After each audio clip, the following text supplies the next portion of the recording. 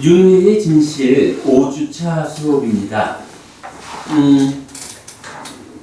4주차의 과정을 통해서 윤회에 대한 좀 많은 이야기를 했습니다.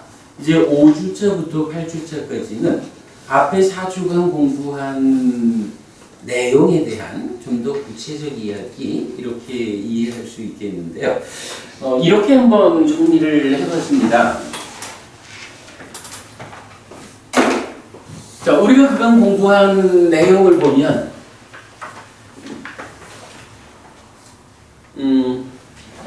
단견이라는 윤회 없다라는 견해를 아닙니다. 부처님은 윤회가 있다고 말합니다. 라고 단견을 극복하는 이야기를 한 측면에서 했죠.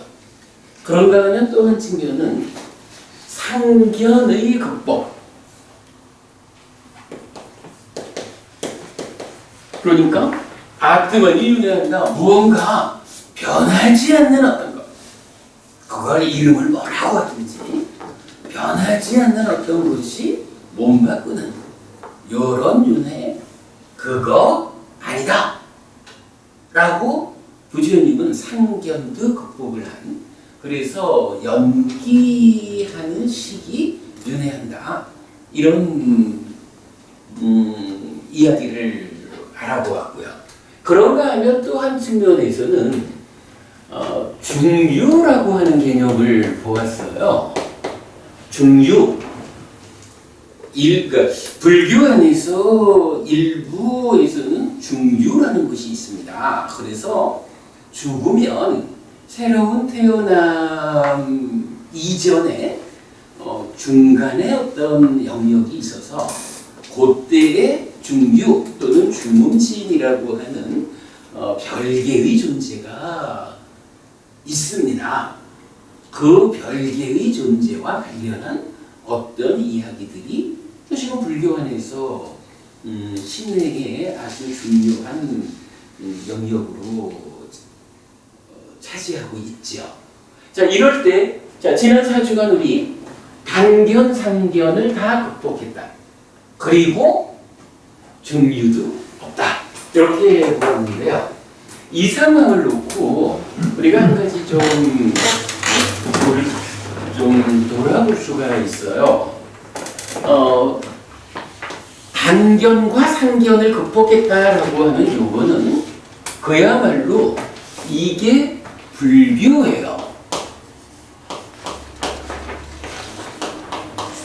부처님 가르침이라 이게.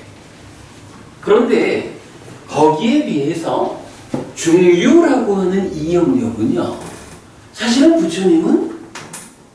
부처님이 윤회 없습니다. 윤회하지 않습니다. 라고 그거 틀렸어. 거짓이요. 라고 분명히 답을 주잖아요. 상견. 윤회를 하긴 하는데 고정된 변치 않는 어떤 것이 윤회합니다. 틀렸어. 라고 부처님이 왜 답을 주거든요. 부처님이 답을 주는 가르침이라. 그런데 중유라고 하는 이거는요. 부처님이 중유 그거 없어 이렇게 답을 주지 않아요. 답을 주지 않는다라고 하는 거는 그러면 중유가 있을까? 이것도 아니잖아요. 무슨 이야기냐면요. 중유라는 이거는 그야말로 불교 안에 생겨난 오해요. 그죠? 그러니까 지난주에도 공부했지만 이 세상과 저 세상에 중간도 없다. 이래 그러니까 그 중간이라는 게 있으니까 윤회에서 벗어나면 그 중간이 없다고 말하는 거 아니냐? 이런 오해에서 그 자리에다가 중유라는 개념, 부처님이 전혀 사용하지 않은 개념을 설정을 했다고요.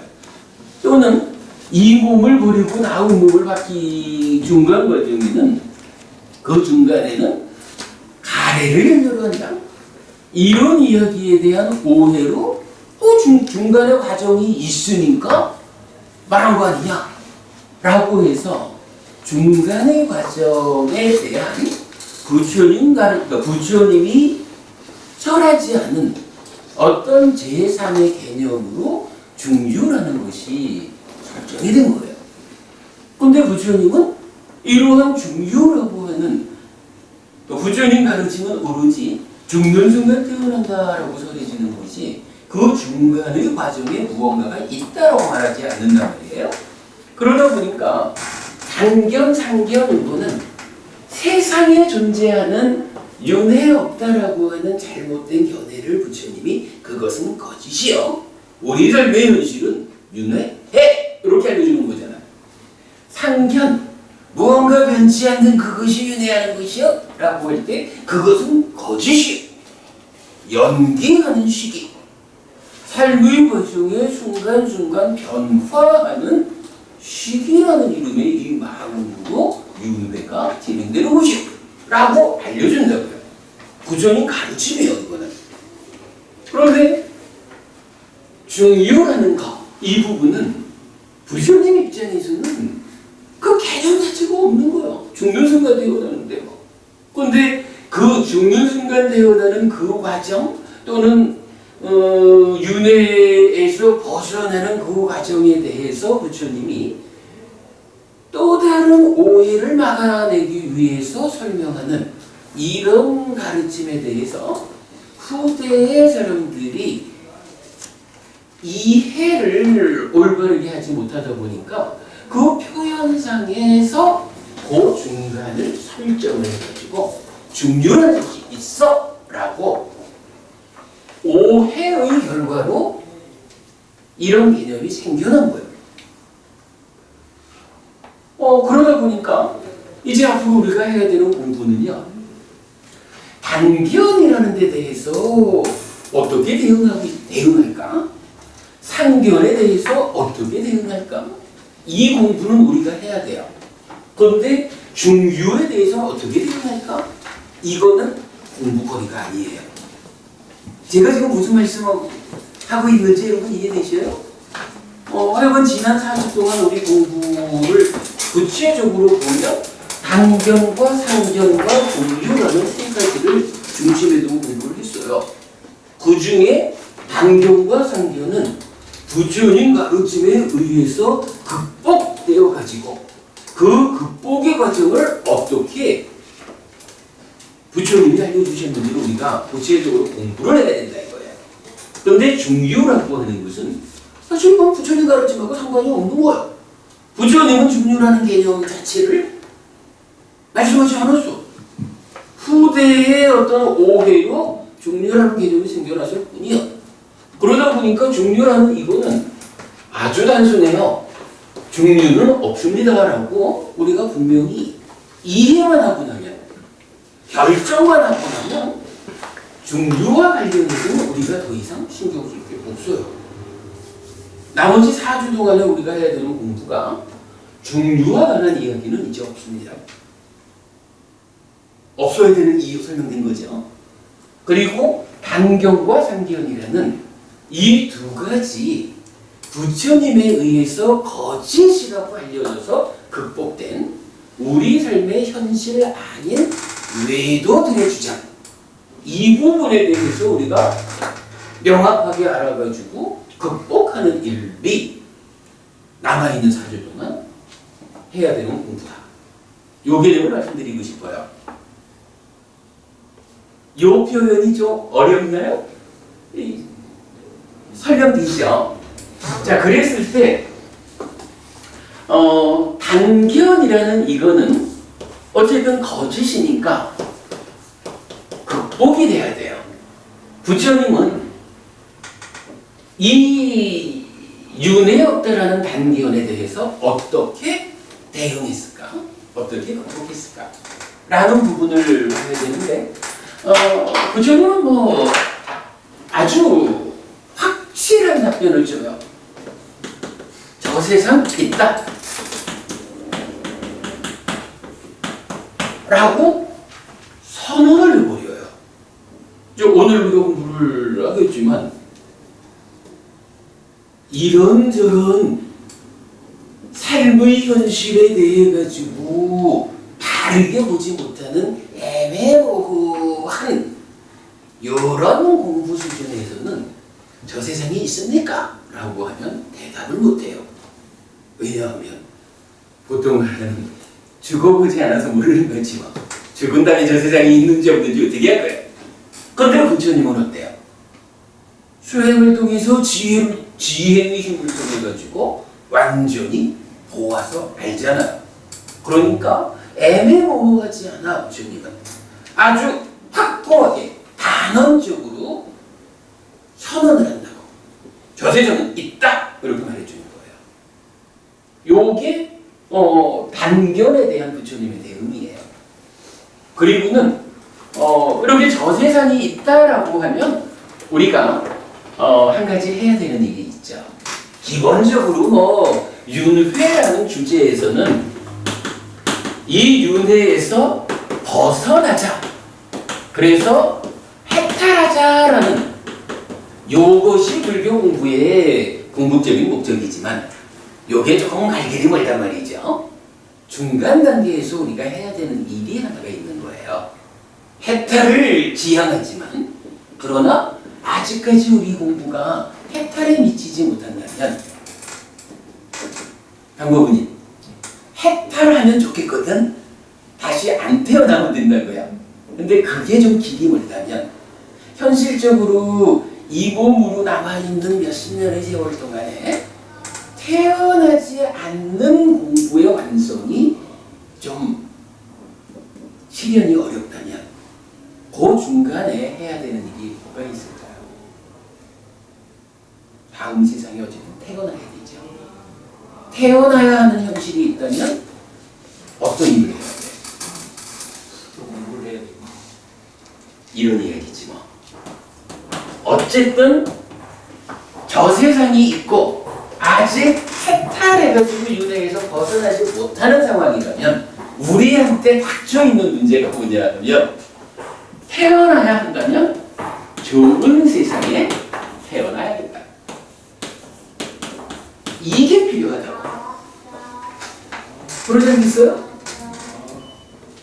일단 해탈에 도달하지 못한다면 다음 세상은 인간으로 태어난다 해도 훨씬 좋은 조건 가운데 태어나서 행복한 가운데 잘 공부해야 될 거고, 기왕이면 인간으로 태어나지 않고 하늘에 태어나가지고 훨씬 행복한 가운데 훨씬 더 잘 공부할 수 있는 그런 조건을 만들어야지.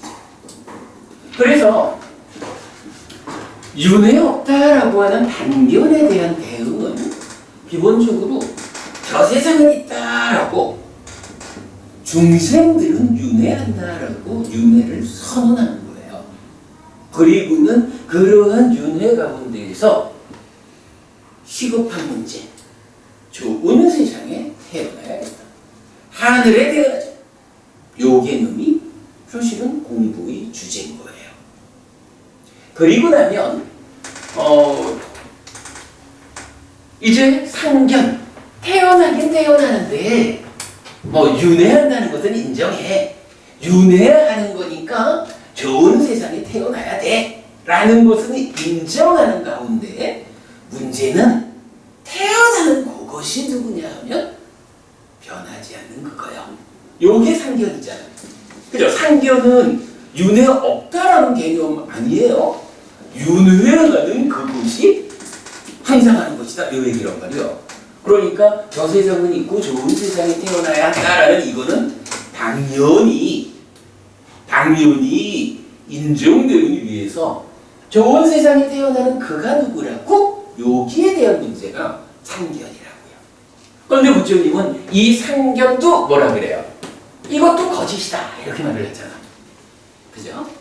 상견이 거짓이다라고 하는 이 상태에서 이제 어떤 답을 주나요?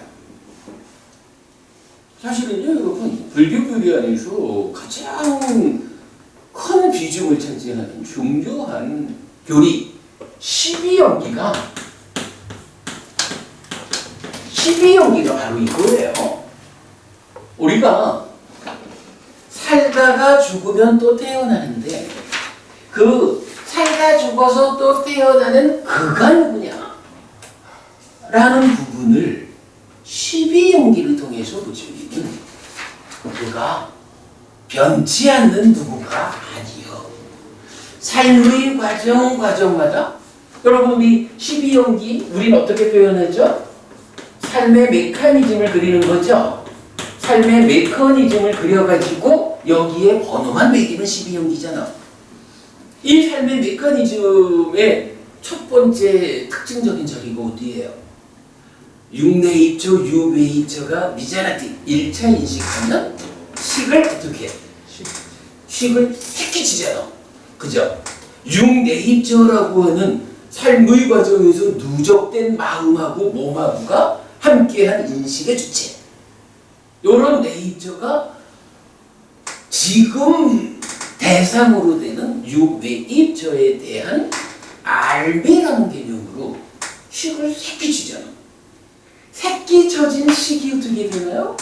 2차 인식의 과정을 통해 가지고 당신지 이렇게 자기 몸집을 부풀리면 마음 심자 심이 되잖아. 그 심이 행위의 원인, 행위의 중심이 되어 가지고 몸과 말과 만으로 행위하고 나면 몸집이 부풀려지는 과정에 함께하는 탐진치라고 하는 오염원 때문에 행위가 오염되면 어떤 일이 생겨요? 식이 머문다라는 말을 하잖아. 어디에? 욕계, 색계, 무색계라고 하는 중생세상에, 그죠? 중생세상에 어느 수준의 오염된 행위를 했느냐에 따라서 욕계든 색계든 무색계든 식이 머물잖아. 이 머무는 식이 어떻게 되나요? 그냥 가버리는 거 아니잖아. 그 식이 내입처라고 불리우는 이 누적된, 그러니까 삶의 과정에서 누적된 식의 덩어리에 가서 쌓이는 거잖아. 그래가지고 어떻게 해요? 이 식이 순간순간 변하잖아.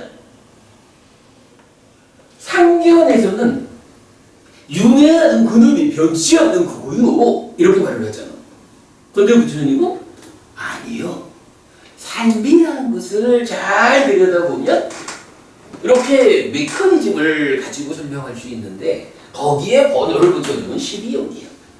이런 12용기적인 과정을 통해 가지고 몸과 마음이 또는 식과 명색이 함께해서 나라는 존재, 오치온인 나, 사가야, 유신이라는 존재가 되어가지고는 삶의 매 순간순간마다 새로운 식을 새끼쳐가지고는 몸집을 부풀려가지고 행위를 하고는 행위의 오염에 따라 머무는 식이 다시 자기한테 쌓여가지고 자기를 바꾼다.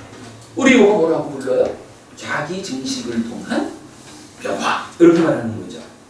이 개념 때문에 윤회하는 이 식이 매 순간순간 변화하는 것이지 항상 하는 거 아니요. 이렇게 말하는 게 부처님이 상견을 극복하는 논리잖아요. 그죠? 이렇게 되면 불교가 단견을 극복하는 측면에서 저 세상은 있다라고 분명히 선언하고 좋은 세상에 태어나야 하는 필요성, 여기까지가 1차적으로 사실 이제 근본경전연구의 법회 개념으로 치면 새출발법회의 영역이죠. 그죠? 새출발법회에서 요거 하잖아.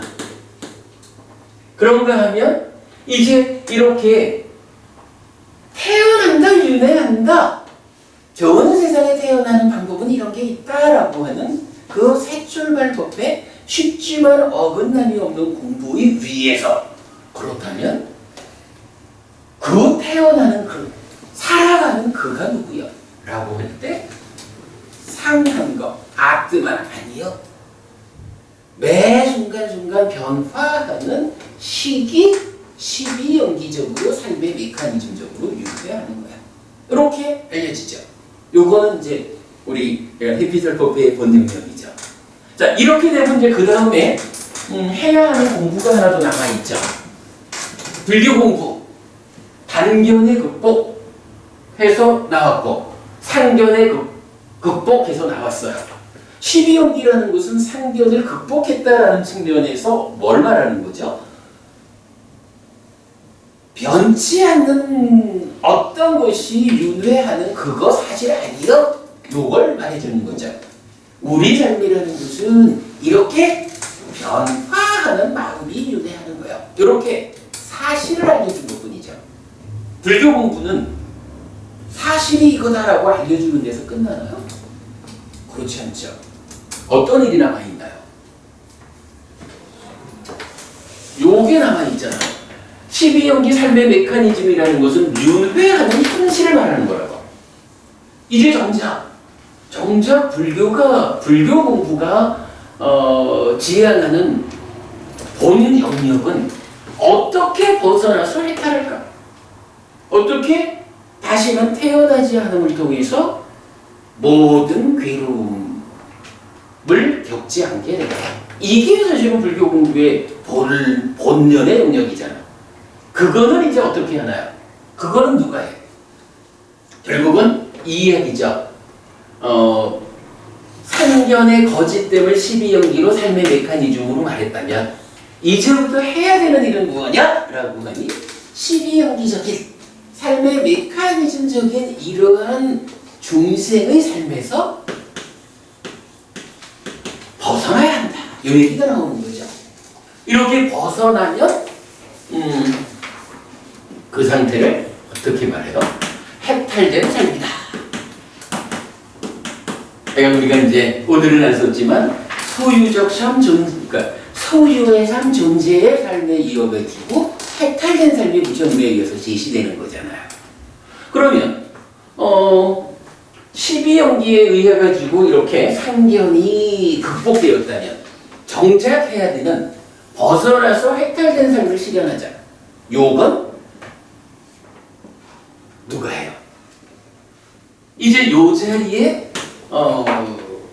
대응하는 불교 공부의 완성, 불교 공부의 본질, 그건 뭐죠? 어쨌든 이거는 알았다라는 데서 되는 게 아니라, 자, 여러분 우리 이렇게 알죠? 12연기 삶의 메커니즘을 통해 가지고 여기 그러니까 12연기 자체가 괴로움이 어떻게 생겨나는 것일까? 우리 삶의 과정에서 어디에 어떤 문제가 있어서 괴로움이 생겨나는 것일까? 이제 그 부분을 보는 게 12연기잖아요. 그러면 이제 해야 되는 건 뭐죠? 삶의 과정에서 이런 문제가 있어서 괴로움이 생겨납니다. 우리는 그 자리마다 적절한 대응 방법을 적용해가지고 괴로움이 생겨나지 않게 하겠습니다. 요게 할 일인 거죠. 그게 뭔가요? 팔정도라는 게 그거잖아. 그죠? 그러니까 팔정도라고 하는 그러니까 팔정도는 이게 길이기도 하고 실천이기도 하죠. 그러니까 이 길을 걸어가는 것으로의 중도. 여기는 우리 아니까. 결국 윤회라는 주제를 가지고 접근을 해보면 그렇게 되는 거예요. 지난 4주간 공부한 중에서 중륜은 없다라고 알면 끝나고 이제 단견을 극복해서 저 세상은 있다라고 선언을 하면 좋은 세상에 태어나는 요 과정이 필요하고 그 위에서 상견이 거짓이다라는 것을 12연기 삶의 메커니즘으로 괴로움이 어떻게 생겨나는 것일까? 라고 알게 되었다면 이제 이 괴로움의 발생에서 어떻게 벗어나서 해탈되는 삶을 실현할까 하는 거 8정도. 요거는 뭐예요? 고멸도라고 불리는 거죠. 고멸도인데 이때 도는 요 딜이 아니고 실천이죠. 빠띠빠다. 요런 부분을 이제 우리가 그간 공부를 통해서 알고 있는 거죠.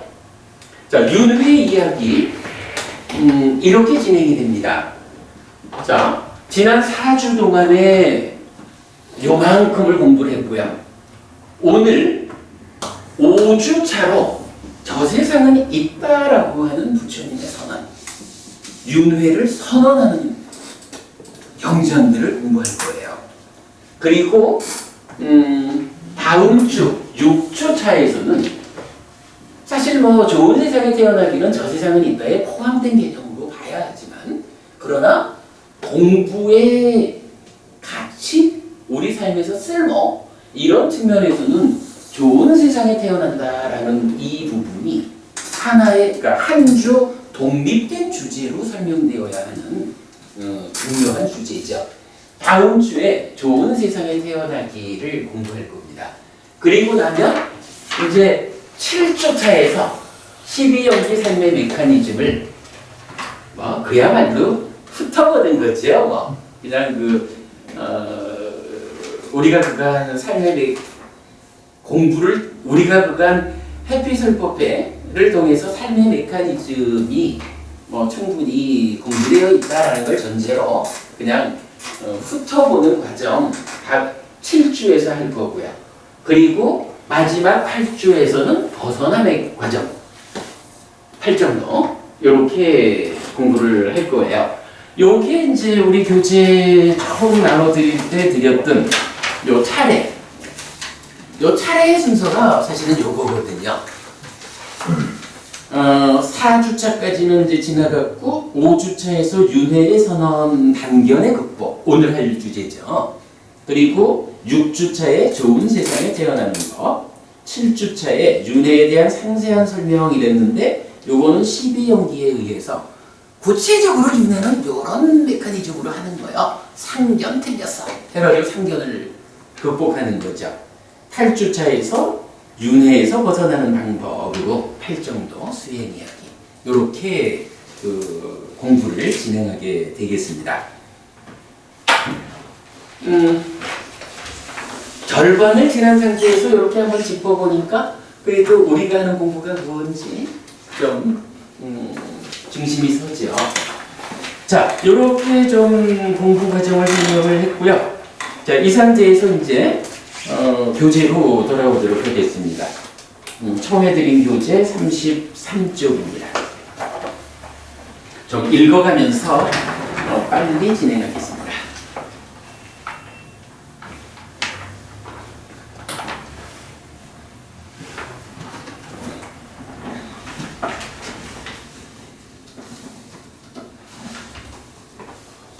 다섯 번째 주제, 윤회의 선언입니다. 단견의 극복이거든요. 첫째로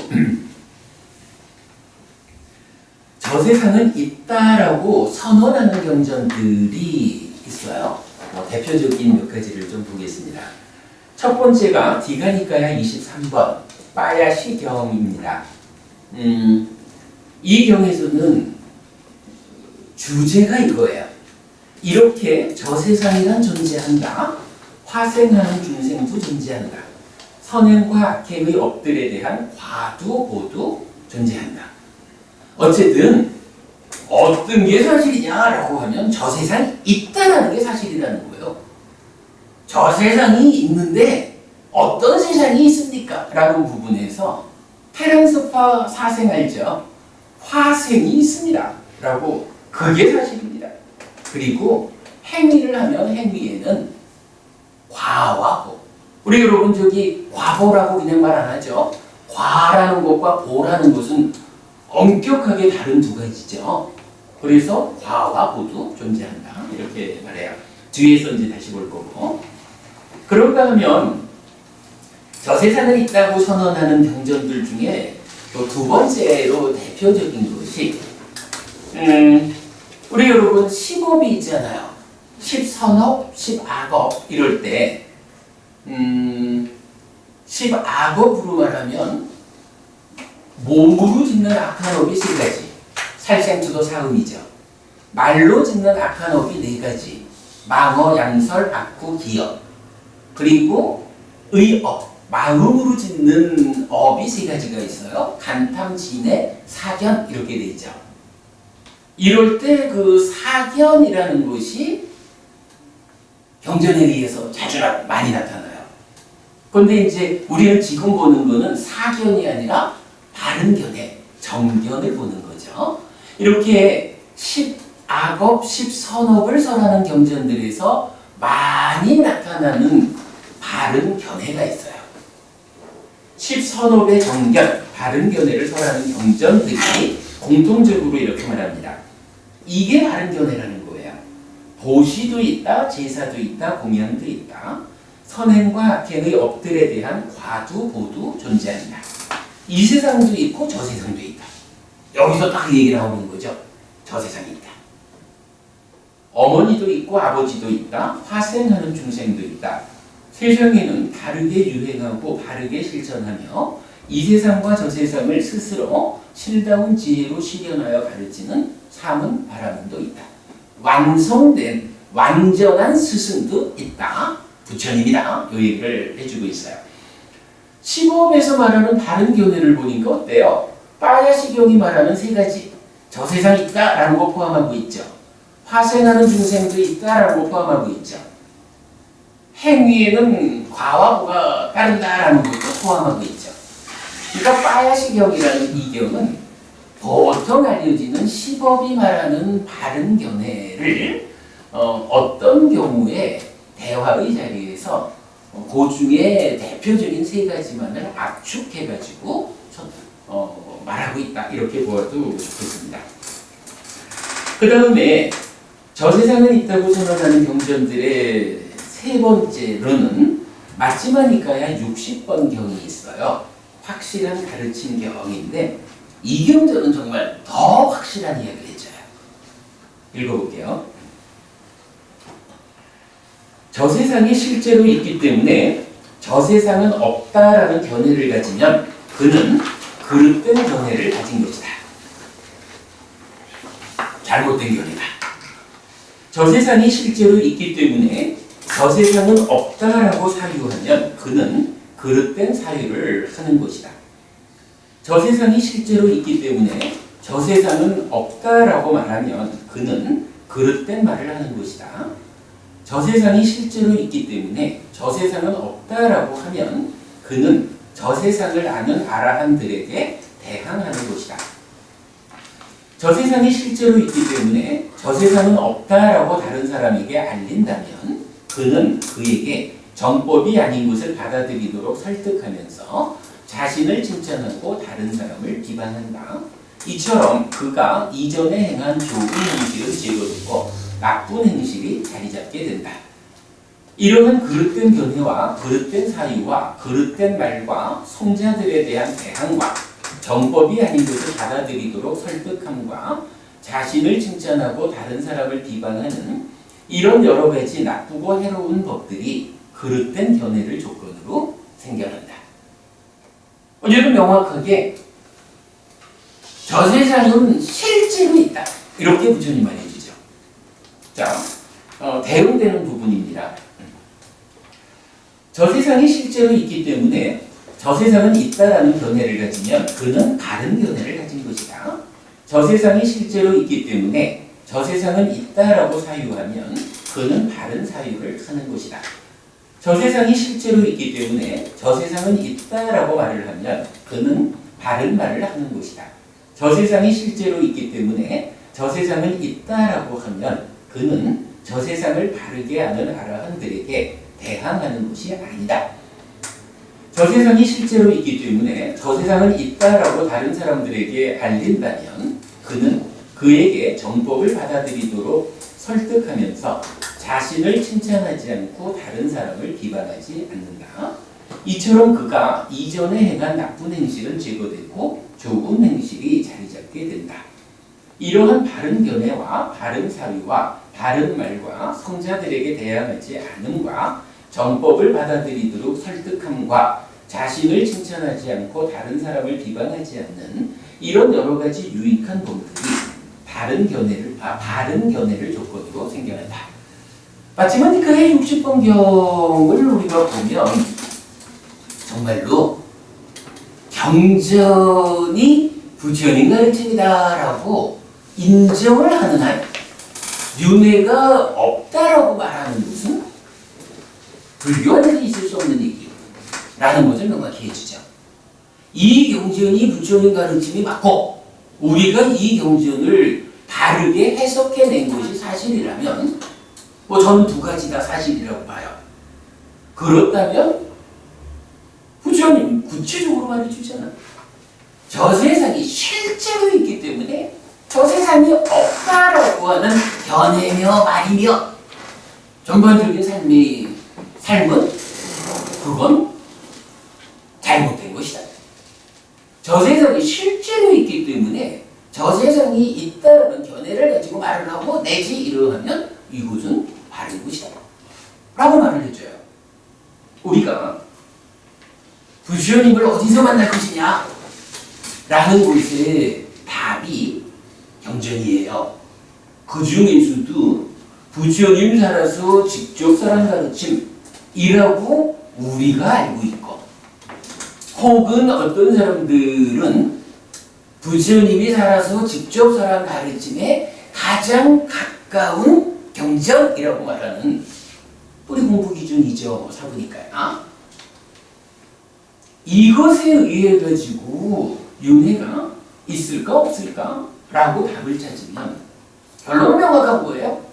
부처님은 이런 삶의 전체를 지혜로서 꿰뚫는 그러한 알매 이어가지고 에이 모르는 소리 하지 마. 저 세상은 있어 라고 선언을 해주는 거예요. 우리가 이런 부처님의 선언까지도 눈을 돌리고 사실은 눈에 없는 거예요. 이렇게 말한다면 사실은 불교 신자로서의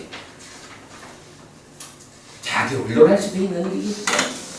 어쨌든 이렇게 세 가지의 경전이 저 세상은 있다라는 선언을 통해서 윤회한다라고 알려주는 부처님 가르침의 가장 중심이 되는 경전들이다. 이렇게 일단 말씀을 드려요. 자, 그 다음에 이어가지고 아마 이런 접근 별로 없었을 것 같아요. 견해라는 거 하고 알미라는 거. 홍보부님, 견해를 갖는다라는 거하고 안다라는 거하고 어떻게 다를까요?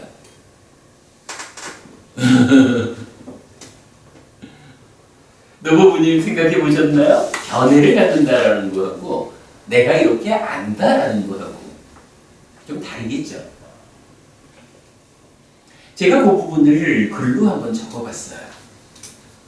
그래서 이 견해의 의미, 암과 견해의 차이 이렇게 보았는데,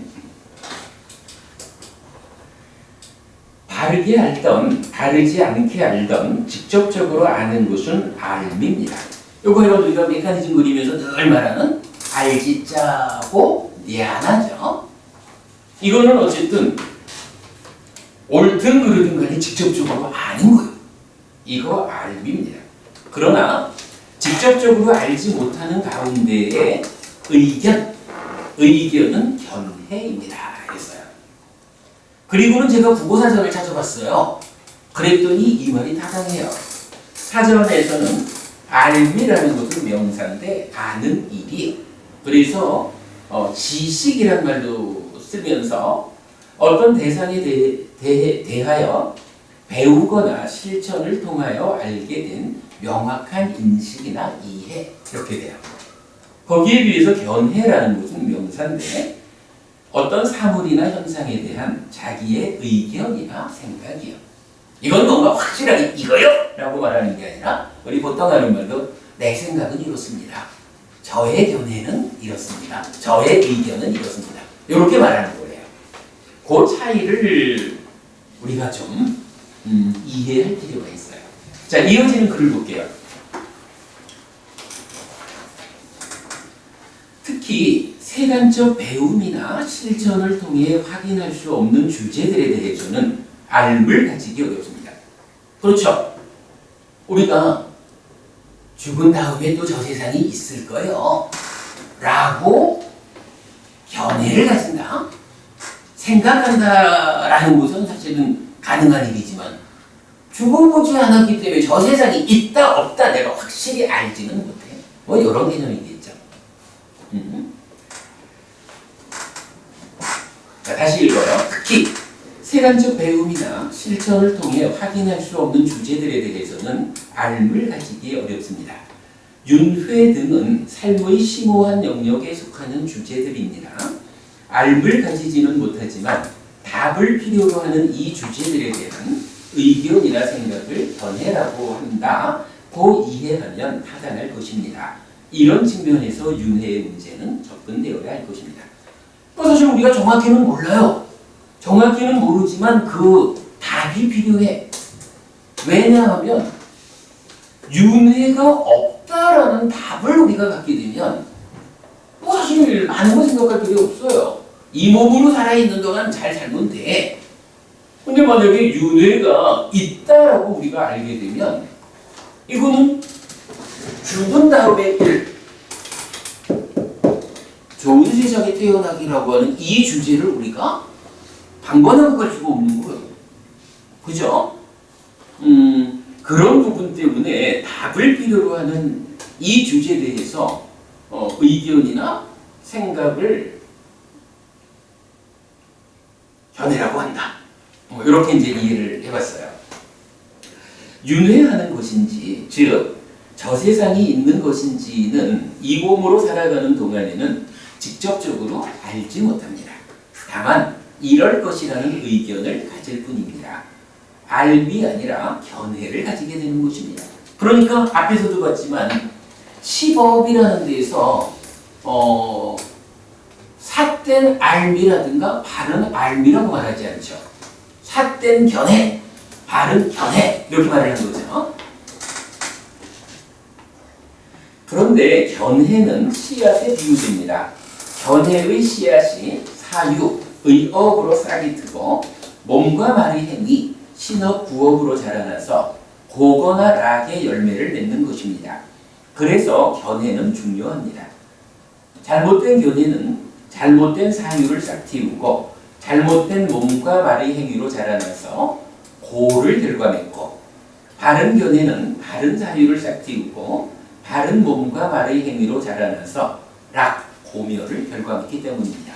요거 여러분 더 설명 안 해도 우리 저기 그 시범 넣고 이렇게 선거서 나눠보면서 하는 이야기죠.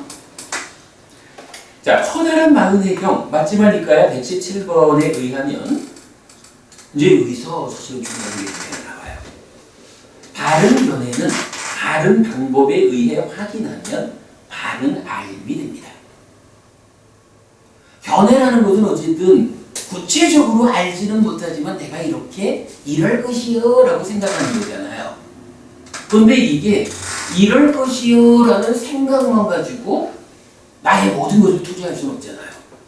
이럴 것이요 라는 견해가 어떠한 방법, 어떠한 과정에 의해서 맞아! 그게 사실이요 라고 알려줘야. 그죠? 사실이라고 확실히, 그러니까 의견, 견해 이런 게 아니라 확실하게 이거요 라고 알려줘야 사실은 내 모든 것을 투자할 수 있다고요. 주식 투자도 그럴 텐데 삶을 투자하는 데서는 더 하겠죠. 마지막이니까요. 117번 커다란 마흔해경에서는 이 이야기를 알려주고 있어요. 자, 바른 견해는 바른 방법에 의해 확인하면 바른 알미 됩니다. 정견으로 시작하는 8정도가 10정도로 확장될 때 바른 암과 바른 해탈이 더해지는 것인데 8정도는 유학의 길로, 10정도는 무학의 길로 설명됩니다. 자, 요거 잠깐 좀 보죠.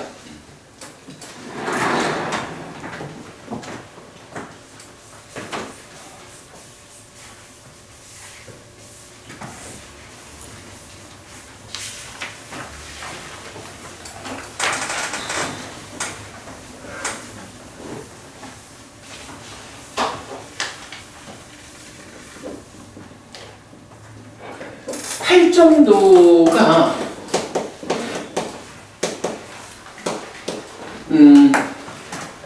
정견에서부터 정업, 정명, 정정진,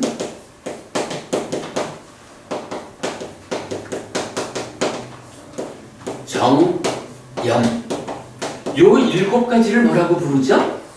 요거를 필수품이라고 부르죠. 그리고 요 필수품에 의해서 뭐가 생겨나냐면 정이라고 하는 다른 산매가 생겨났죠. 그래서 우리가 잘 아는 거지만 사실은 팔정도라고 할 것도 없이 행복을 실현하기 위한, 고멸을 실현하기 위해서 필요한 것은 정이라고, 바른 산매라고요. 근데 이 바른 산매가 그냥 산매가 아니고 깨달음으로 나아가는 특별한 일을 하기 위한 산매잖아요. 그러니까 경전이 필수품을 가진 산매다 라고 말을 해주고, 그 필수품이 정견부터 정념까지라고. 요거 정견에서 정업까지가 이게 10업이죠. 10선업이 되는 거죠. 그런가 하면 정명이라는 것도 뭐 업의 영역에 포함하면 되죠. 정정진과 정염이라는 이게 사념처잖아. 사념처라는 수행을 통해서, 그런데 어떻게? 바른 노력의 도움을 받는 거죠. 바른 노력의 도움을 받은 사념처가 첫 번째로 업을 제어하고, 업이 제어되는 위에서 두 번째 삼매를 성취하면 요게 바른 삼매죠. 그리고 이 바른 삼매가 구체적으로 어디에 쓰여요? 이게 고진멸도 사성제의 고멸도성제로 나오죠. 고멸도성제. 이래가지고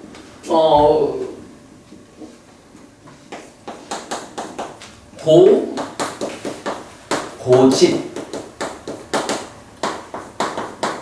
고멸,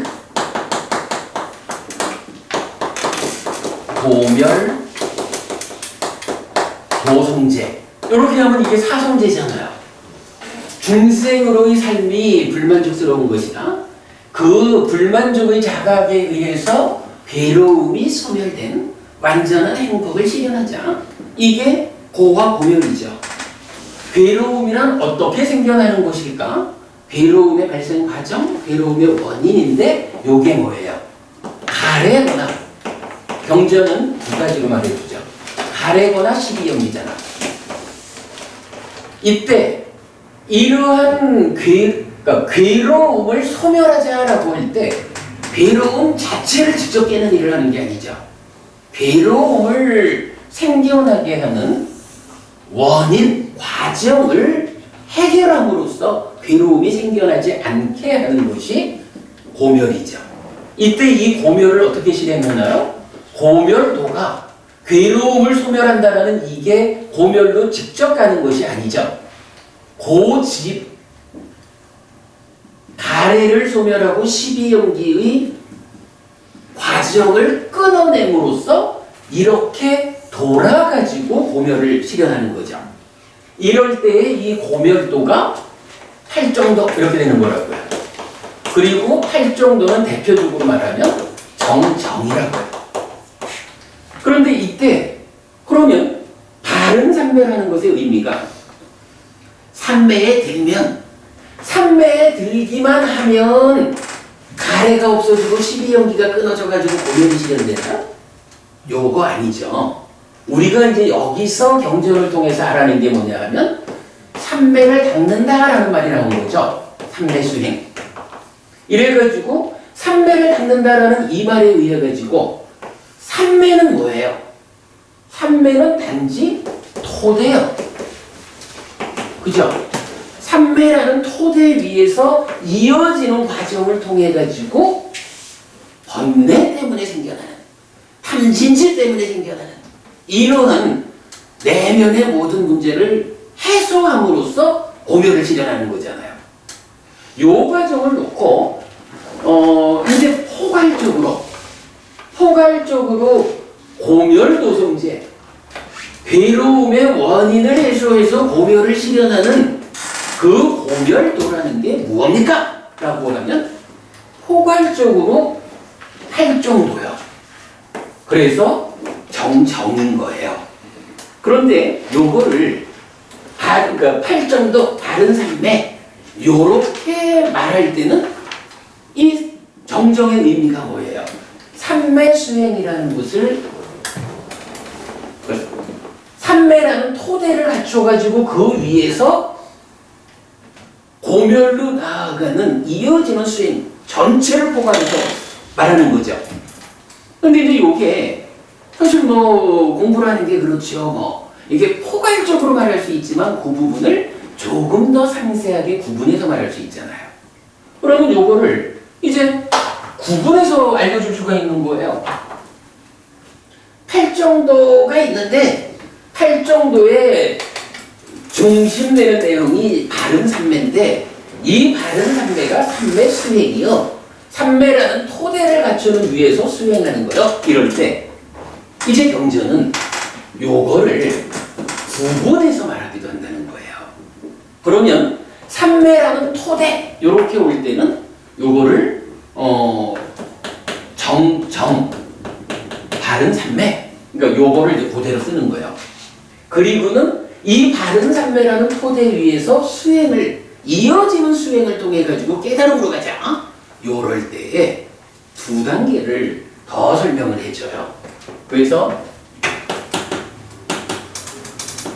토대인 바른 삼매에서 이제 이어지는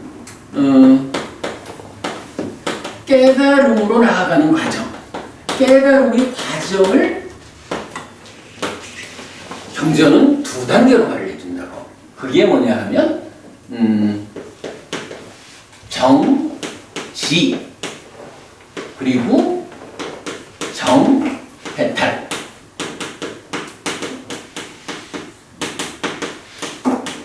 이렇게 말을 해줘요. 그러면 이게 개념적으로 보면 이 전부를 포괄해서 뭐라고 말을 해야 돼요? 이 전부를 싸잡아가지고 말하는 게 정정이죠. 그렇게 말할 때는 뭐냐 하면 팔정도인 거야. 그런데 요거를 바른 삼매라고 하는 의미를 좀 세분해서 저 높은 수행의 영역을 좀 상세하게 추가로 설명을 해주자 라고 할 때는 정정이라는 말은 그냥 토대로, 그리고 그 이후에 구체적인 깨달음의 과정에서 정지와 정해탈이 있다. 그래가지고 정정은 삼마 사마디죠.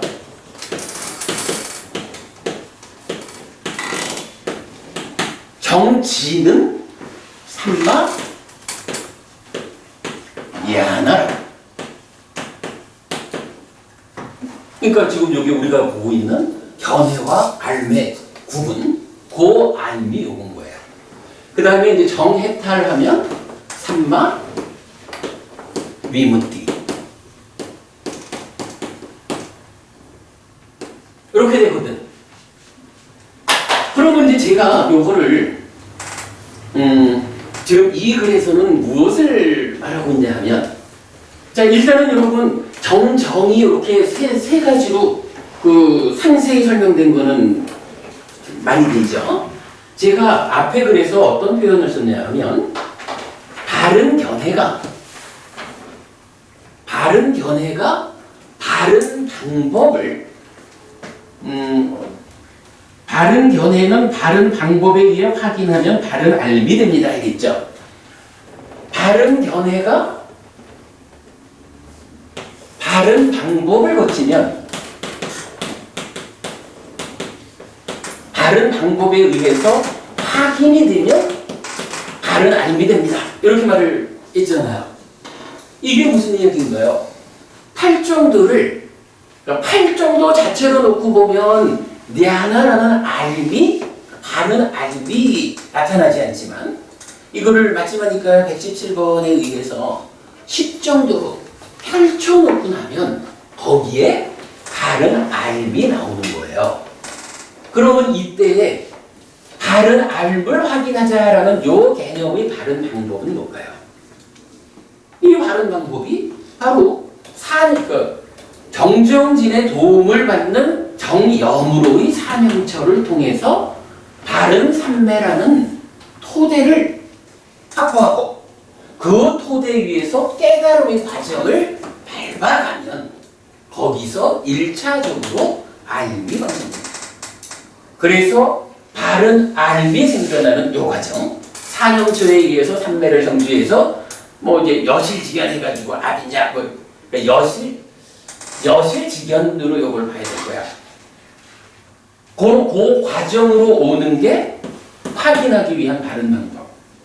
이 되고 그 상태에서 마지막으로 사마타 윗바사나에 의해서 번뇌를 쓰고 했다라면 삼마비무티 바른 해탈 이렇게 되는 거죠. 요걸 우리가 구분해서 보자라는 이야기를 제가 강조하고 있는 거예요. 바른 견해라는 거하고 바른 알미라는 게 달라. 알미라는 것은 확실히 하는 거요. 근데 올바로 알고 있는 건지 잘못 알고 있는 건지는 모르지만 어쨌든 자기가 확실히 이건 내가 아는 거요 이 얘기거든. 견해라는 것은 의견이나 생각 이런 거요. 그런데 어쨌든 이제 우리가 하는 것은 의견도 올바라야 되고 확인해서 확실하게 아는 것도 올바라야 되죠. 그 두 가지가 할 정도의 출발 자리인 정견에서 가르침을 배워가지고 바른 견해를 가져야 돼. 그리고 이게 이러한 수행의 과정을 통해서 구체적인 알므로 확인이 되면 바르게 출발해서 바른 과정을 거쳐가지고 확인된 거기 때문에 이건 바르게 아는 거예요. 요 개념이 되죠. 그리고 이렇게 바르게 알아야만 이어가지고 해탈된 삶이 실현된다. 이거죠. 이런 개념으로 이제 견해하고 알을 구분해서 본 거예요. 그리고 이제 요거 정으로 이거를 포괄해서 말하면 기본적으로 고멸도인 팔정도고 요거를 이렇게 좀 상세하게 나누어 놓으면 요게 이제 10정도가 되는 거예요. 10가지 바른 길 해가지고 경전이 말하고 있고 그러면서 동일한 경전에서 요 8정 지금 여기서 말하는 8정도는 고멸도성제로 포괄된 거죠. 그런데 요거 말고 이 10정도의 측면에서 놓고 보면 어때요? 필수품은 7가지가 있잖아. 필수품 7가지에 더해가지고 토대로서의 삼매 여기까지를 보면 요것도 8정도죠. 포괄적인 게 아니라 8정도야 이것도. 근데 이 8정도를 어떻게 말하냐 하면 이거는 유학의 길이다. 유학의 길이라는 얘기는 뭐래요? 유학이 이렇다라는 게 아니고 유학이 되는 그 길 그 실천이야. 그런 얘기죠. 그러니까 바른 삼매에 들어가지고 깨달음의 과정을 가야 유학이 될 수 있다. 여기서 유학이란 사상팔배 중에 알아하는 지배한 성자죠. 유학의 조건으로 보는 거예요. 그렇게 봐야죠. 그리고 이 10정도 여기 바른 해탈까지를 포함한 10정도를 무학의 길 이렇게 말하고 있다고요. 그러니까 해탈된 삶을 실현 아라한이 되기 위해서는 이러한 삼매라는 토대 위에서 바른 알매 과정을 거쳐서 해탈하는 이런 과정에 의해서 아란이 된다. 이렇게 말해주고 있거든요. 일단은 하여간 견해와 알을 우리가 이렇게 구분해서 알아야 하는 필요성을 이 자리에서 말씀을 드렸어요. 자, 여기까지 하고 조금 쉬었다 하죠. 자, 공부 들어갈까요?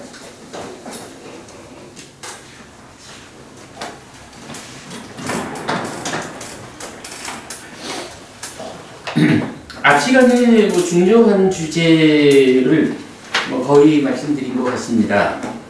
하여간 견해하고 앓음의 차이점을 우리가 설명한 거는 잘 좀 이해를 해야 될 것 같습니다. 시간이 넉넉지 않아서 되도록 이번 시간은 교재를 읽어가면서 진도를 좀 나가도록 해야겠습니다. 자, 이 부분 다시 읽어보면 커다란 마흔의 경에 의하면 바른 견해는 바른 방법에 의해 확인되면 바른 앓음이 됩니다. 정견으로 시작하는 8정도가 10정도로 확장될 때 바른 암, 정지와 바른 해탈이 더해지는 것인데 8정도는 유학의 길로 10정도는 무학의 길로 설명됩니다. 하지만 사람들은 어떤 것이 바른 견해, 바른 방법, 바른 암, 바른 해탈이어서 완전한 행복으로 이끌어주는지 알지 못합니다. 그래서 스승과 종교의 역할이 생겨나는 것입니다. 그리고 스승과 종교의 가르침에 대한 믿음이 필요해지는 것입니다. 불교 신자에게 부처님과 부처님의 가르침에 대한 믿음이 중요한 이유가 바로 이것입니다. 요거 우리 회비스님의 마음 이야기 책에서도 많이 강조되어 있고 우리가 아주 강조하는 주제가 요거죠. 불교 신자라면 정말 부처님이 완전한 깨달음을 실현합니다. 그래서 부처님에 의해서 설해진 가르침은 완전한 가르침이다. 그래서 우리는 이 가르침을 따라서 배워 알고 실천하면 그러한 깨달음의 상태가 우리에게도 실현된다. 이게 사실 믿음에 대한 구체적인 믿음의 의미인 거죠. 그래서 완전한 가르침, 이 부분을 가르침 그대로 받아들여서 따라가는 사람들이 불교신자다라는 요 개념 놓치지 않고 좀 더 보겠습니다. 부처님이야말로 바른 해탈을 실현한 스승이고 부처님의 가르침이야말로 완전한 가르침이어서 알려주신 견해와 방법을 실천하면 완전한 행복이 실현된다는 믿음입니다. 이런 믿음의 전형을 보여주는 경전은 시하경입니다. 보시의 결실을 질문하는 시하장군에게 부처님은 보시를 행하는 보시의 주인을 많은 사람들이 좋아하고 마음에 들어하는 것, 선하고 참된 사람들이 그를 가까이 하는 것, 그에게 좋은 명성이 따르는 것, 어떠한 모임에 가더라도 담대하고 기죽지 않고 다가가는 것, 이 네 가지가 지금 여기서 스스로 보아 알 수 있는 보시의 결실에 이어 몸이 무너져 죽은 뒤 좋은 곳에 태어난다는 내생의 보시의 결실을 설합니다. 그러니까 앞에 사람들이 좋아하고 이런 네 가지는 지금 여기 살아서 우리가 스스로 보아서 알 수 있는 보시의 결실이라는 거예요. 그런데 죽은 다음에 좋은 곳에 태어난다라는 이거는 죽어보지 않고 모르잖아요. 그래가지고 내생의 보시의 결실이라는 좋은 곳에 태어난다라는 이거는 확인이 사실 안 되는 거죠. 이 부분에 대해서 어떻게 대응할까? 시하장군과 부처님의 대화는 이렇게 이어집니다. 세존이시여, 세존께서 말씀하신 지금 여기서 스스로 보아 알 수 있는 네 가지 보시의 결실에 대해서는 단지 세존에 대한 믿음만으로 받아들이는 것이 아니라 저 자신도 또한 이 네 가지를 알고 있습니다. 세존이시여, 보시를 행하는 보시의 주인인 저를 많은 사람들이 좋아하고 마음에 들어합니다. 세존이시여, 보시를 행하는 보시의 주인인 저를 선하고 참된 사람들이 가까이 합니다. 세존이시여, 보시를 행하는 보시의 주인인 제겐 좋은 명성이 따릅니다. 세존이시여, 보시를 행하는 보시의 주인인 저는 끄샤트리아의 위중이나 바라문의 위중이나 장자의 위중이나 사문의 위중이나 그 어떠한 위중에 다가가더라도 담대하고 기죽지 않고 다가갑니다. 세존이시여, 세존께서 말씀하신 지금 여기서 스스로 보아 알 수 있는 네 가지 보시의 결실에 대해서는 단지 세존에 대한 믿음만으로 받아들이는 것이 아니라 저 자신도 또한 이 네 가지를 알고 있습니다. 세존이시여, 그러나 세존께서 시하여 보시를 행하는 보시의 주인은 몸이 무너져 죽은 뒤 좋은 곳에 태어난다 라고 말씀하신 것에 대해서는 제가 알지 못합니다. 이 점에 대해서 저는 세존에 대한 믿음으로 받아들입니다. 그러하다 시하여, 참으로 그러하다 시하여 보시를 행하는 보시의 주인은 몸이 무너져 죽은 뒤 좋은 곳에 태어난다. 부처님이 이렇게 말씀을 하시는데 누군가가 아무리 부처님이 그래 말씀을 하셔도 보시라는 공덕행을 통해 가지고 내가 죽은 다음에 좋은 것 하늘에 태어날 거야 라는 건 나는 못 믿겠어. 이래야 하면 이 사람은 누구라고 불러야 될까요? 구체적으로 말하면 이 사람은 불교 신자 아닌 사람 이렇게 불러야 되는 거예요. 요거 여러분 동의했죠? 네. 자, 시하장군은 이렇게 말하는 것입니다. 스스로 보아 알 수 있는 영역의 가르침에 대해서는 가르침을 실천하는 삶의 과정에서 확인되기 때문에 올바른 가르침이라고 공감하는 것이고, 그죠? 부처님이 이렇게 말씀하셨는데 내가 부처님 가르침대로 살아보니까 살아있는 동안에 내가 말씀하신 그대로의 효과를, 성과를, 그 결실을 내가 맛보고 있는 거예요. 부처님이 이렇게 하면 좋다라고 말씀하신 거를 이렇게 실천하니까 실제로 그 좋다라고 말씀하신 만큼이 내 삶에서 나한테 좋은 일로 생겨나더라 이거요. 그럼 이건 어때요? 이건 뭐 부처님에 대한 믿음이 있고 없고를 떠나서 말씀하신 그대로가 내 삶에서 확인되니까. 그래서 뭐야? 스스로 보아 알 수 있는 요 얘기죠. 그러니까 이거는 다른 게 필요 없어. 그냥 부처님이 가르쳐 주시는 대로 내가 실천만 하면 나한테 그런 삶이 실현되는 거야. 간단해요. 그런데 이제 이어가지고 보면 스스로 보아 알지 못하는 심오한 영역의 문제에 대해서는 부처님에 대한 믿음으로 받아들여 삶의 기준으로 삼는다.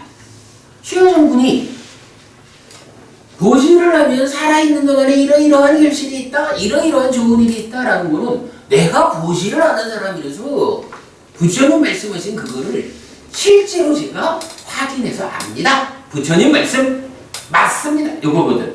근데 마지막에 하나 보시를 하면 죽은 다음에 좋은 세상에 태어난다라고 하시는 이 말씀은 어때요?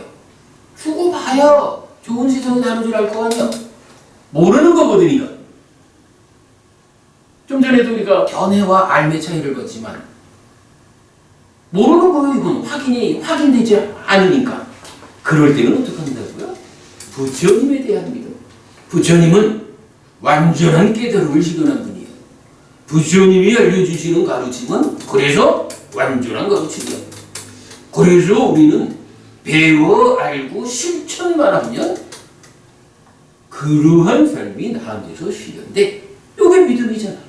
이런 믿음에 의해서 부처님이 가르쳐주는 대로 보시라는 공덕행에 의해서 죽은 뒤에 좋은 것 하늘에 태어날 거요 라는 견해를 가져온 거지 뭐. 요 얘기 되죠. 자, 계속 읽어볼게요. 받아들여 삶의 기준으로 삼는다. 주목해야 합니다. 윤회 등 심오한 영역의 문제는 다른 알미 생기기 전에는 내가 직접 보아 확인하지 못합니다. 어쨌거나 일단 이 견해와 알매 차이 확인되지 않는 거예요. 이게 그 부분이 이제 포인트죠. 그렇다면 누구에게 의지해서 그 문제의 답을 구해야 합니까? 불교 신자인 시하장군은 망설임 없이 부처님에게 의지해서 답을 구한다 라고 말하는 겁니다. 부처님이 알려주신 그대로 보시의 공덕으로 나는 죽은 뒤에 좋은 곳에 태어날 것입니다. 부처님 말씀을 저는 받아들여서 내 삶의 기준으로 삼습니다. 이것이 사실입니다. 라고 확고히 믿습니다. 이런 이야기죠. 그렇습니다. 불교 신자라면 스스로 알지 못하는 심오한 영역에 속하는 이야기, 종교의 영역에서 답을 찾아야 하는 이야기, 오직 부처님에게서 높은 지혜로서 오직 부처님께서 높은 지혜로서 확인해 선언하는 이야기는 부처님에 대한 공감, 동의, 신뢰에 의해서 받아들이고 삶의 기준으로 삼아야 하는 것입니다. 불교 신자에게는 이것이 정답입니다. 이것 외에 다른 방법은 없습니다. 자, 요 얘기 한번 잘 들어보셔요. 종교의 영역에서 답을 구해야 하는 문제에 대해 정말 저 세상이 있는지 없는지 죽은 다음 확인할 수 없지만 있을까 없을까 이런 문제는 어떻게 확인할 거예요? 다른 방법이 없는 거예요. 종교에 의해서 답을 구해야 하는 문제에 대해 부처님 아닌 다른 방법에 의지한다면 그 사람은요 그 방법을 설한 스승의 신자인 것이지 불교 신자라고 할 수 없기 때문입니다. 그랬어요. 불교 신자라는 것은 스스로 확인되는 것도 가르침을 실천함으로써 내 삶에서 확인하는 사람이 불교 신자고, 스스로 보아 확인할 수 없는 이러한 심오한 영역의 주제들에 대해서는 누구 말을 받아들인다고요? 부처님 가르침을 받아들여서 부처님 가르침을 삶의 기준으로 삼아 사는 사람이 불교 신자지. 불교 신자라고 말을 하면서 삶의 기준은 엉뚱한 스승의 가르침을 실천하고 있어. 이건 불교 신자 아닌 거예요. 그 개념. 자, 넘어갑니다. 이렇게 부처님과 시하장군 간의 이 대화는 심오한 영역에 속하는 이야기는 스승이고 교주인 부처님에 의지해서 가르쳐 주신 그대로에 공감하고 동의하고 신뢰하여 삶의 기준으로 삼는 사람이 불교 신자라는 것을 극명하게 드러내주는 일과인 것입니다. 그러므로 바른 견해에 이어지는 다른 방법에 의해 바른 알미 생길 때까지는, 제가 바른 견해부터, 그죠? 바른 견해에서 바른 방법에 의한 확인을 거쳐서 바른 알미 생길 때까지는, 왜 그죠? 부처님의 가르침에 의지한 바른 견해로서 삶의 기준을 삼아야 하는데 바로 경전입니다.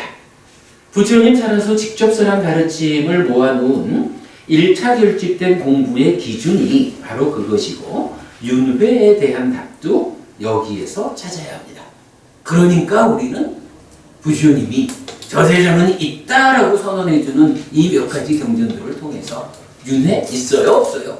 아, 우리 스승이신 부처님께서 저 세상이 있다라고, 심지어는 저 세상이 실제로 있기 때문에 라는 강조까지 해가면서 저 세상을 선언해 주셨기 때문에 저 세상은 있는 겁니다. 이렇게 하는 것이 불교신자라는 거죠. 자, 이어가지고 빠야시경의 정견 이랬습니다.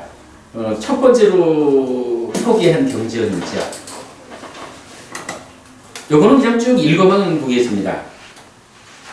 경전은 여러 가지로 바른 견해를 설명하고 있는데 그중 윤회를 중심 주제로 구체적 답변을 제시하는 경전은 빠야시경 디가니까야 23번입니다. 이 경은 쿠마라카사파라는 스님과 빠야시 태수 간의 대화 기록인데, 그릇된 견해를 가진 빠야시 태수에게 쿠마라카사파 스님이 여러 가지 비유를 통해 바른 견해를 가지도록 설득시키는 내용입니다. 경은 그 무렵에 빠야시 태수에게 이렇게 저 세상이란 존재하지 않는다, 화생하는 중생도 존재하지 않는다, 선행과 악행의 업들에 대한 과도보도 존재하지 않는다라는 이러한 사악한 나쁜 견해가 생겼다는 말로 시작하고, 꾸마라카사파 스님은 반복적으로 태수여, 이러한 방법으로 이렇게 저 세상이란 존재한다, 화생하는 중생도 존재한다, 선행과 악행의 업들에 대한 과도보도 존재한다라고 이렇게 말해야 합니다라고 비유를 통해 설득합니다. 견해의 옳고 그름을 1. 저 세상, 과 2. 화생하는 중생, 그리고 3. 업에 대한 과와 보의 유무로서 판단하는 것인데, 바른 견해 가운데 가장 원초적인 형태라고 할 수 있습니다. 요 가장 원초적인 형태라는 요것 때문에 제가 새출발법배에서 참 많이 강조한 경전입니다만은, 저는 이렇게 표현을 썼죠. 3살 어린아이도 알아야 하고 80 여든 어르신들께서도 놓아서는 안 되는, 놓쳐서는 안 되는 다른 견해가 바로 이 경입니다. 저 세상은 있다. 발생하는 중생은 있다. 선행과 악행의 행위에는 과와 부가 다르다. 요 세 가지만큼은 3살 어린아이도 여든 어르신들도 놓쳐서는 안 되는 삶의 기준이다. 이렇게 강조를 하고 있어요. 자, 1. 저 세상은 있다는 것은 몸이 죽어도 마음은 따라 죽지 못하고 새로운 몸과 만나 다음 생을 살아간다는 것, 즉 중생인 우리는 윤회한다는 것인데 시하장군과 같은 방법으로 받아들여야 하는 것입니다. 2. 파생하는 중생이 있다는 것은 다시 태어남의 공간적 구성을 말해줍니다. 중생의 세상은 사생, 즉 4가지의 태어남으로 구성되는데 태생, 난생, 습생, 화생입니다. 이거 여러분 다 아시는 내용이죠. 이때 다른 견해를 말하면서 화생의 존재를 지적하는 것은 태생, 난생, 습생의 3가지 태어남에 대해서는 의문이 없다는 것을 말합니다. 이건 보아서 하는 겁니다. 있는지 없는지 따져보지 않아도 있는 줄 안다는 것입니다.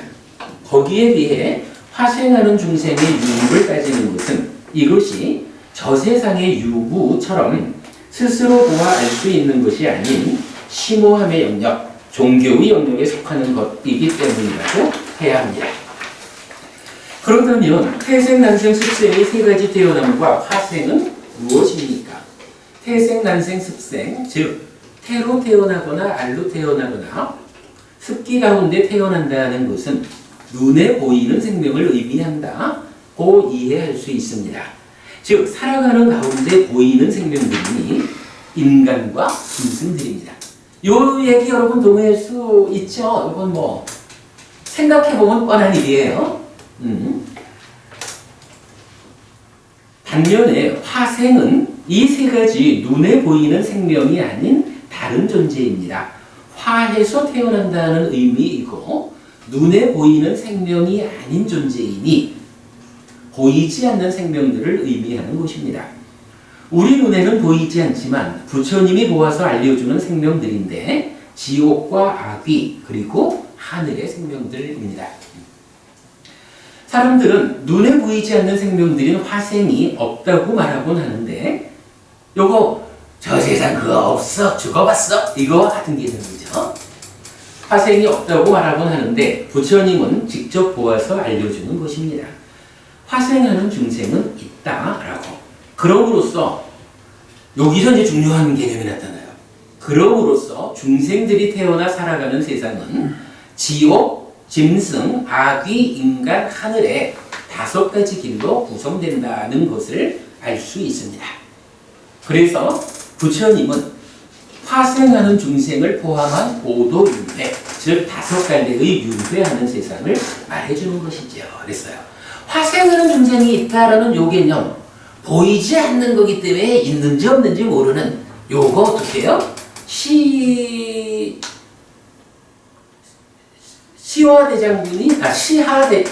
장군이 보이지 않는 그 영역은 부처님에 대한 믿음으로 받아들였듯이 이 화생하는 중생의 유무에 대해서 부처님이 있다라고 하시면 있구나라고 해서 내 삶의 영역으로 받아들일 것이고 없다라고 말씀하시면 없구나 오직 눈에 보이는 인간과 짐승 세상만이 있구나 이렇게 받아들이면 되는 거죠.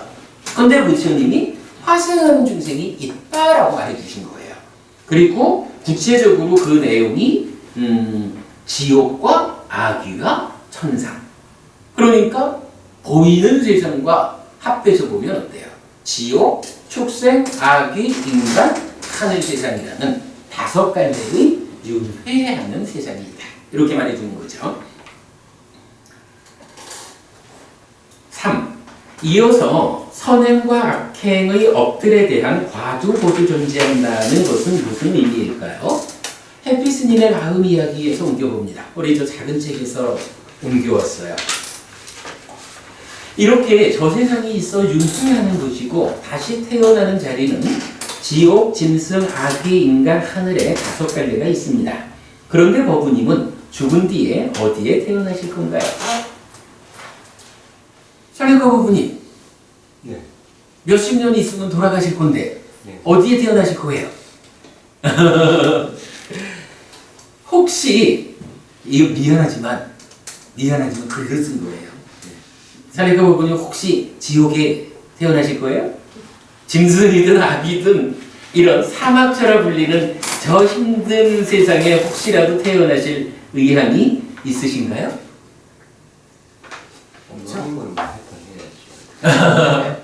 어쨌든 사막처에 태어날 의향은 전혀 없는 거야, 그치? 아, 근데 사실은 이게 중요한 질문이에요. 굉장히 중요한 질문이에요, 이게. 자, 이어서. 당연합니다, 고부님. 절대 지옥 가면 안 됩니다. 짐승이든 아귀든 저 힘든 세상 사막처에 떨어지면 안 됩니다. 불교 신자라면 당연히 하늘에 태어나야 하는 거고요. 혹시 부족하더라도 인간으로는 태어나야 할 것입니다. 그래야겠지요, 고부님. 해탈해야 된다라고 말씀을 해주셨지만 아까 우리 말했지만 그 부분은 아직 우리가 거기까지 못 간다면 이 윤회하는 현실 위해서 어디에 태어나야 할까? 밑에가 만드는 거예요, 어쨌든. 그죠? 인간으로도 좋은 조건을 갖고 태어나든가 그보다 더 좋기로는 진짜 하늘에 태어나요. 되죠? 그 얘기입니다. 맞습니다. 당연히 우리는 하늘에 태어나야 하고 행여 부족하더라도 인간으로는 다시 태어나야 합니다. 그런데 어떻게 하늘에 태어날 수 있을까요? 이 방법을 또 모르는 거죠. 사실은 이 질문도 역시 스스로 보아 알 수 있는 것이 아닌 심오함의 영역, 종교의 영역에 속하는 것이라고 알아야 합니다. 그래서 부처님의 선언을 필요로 하는 것이지요.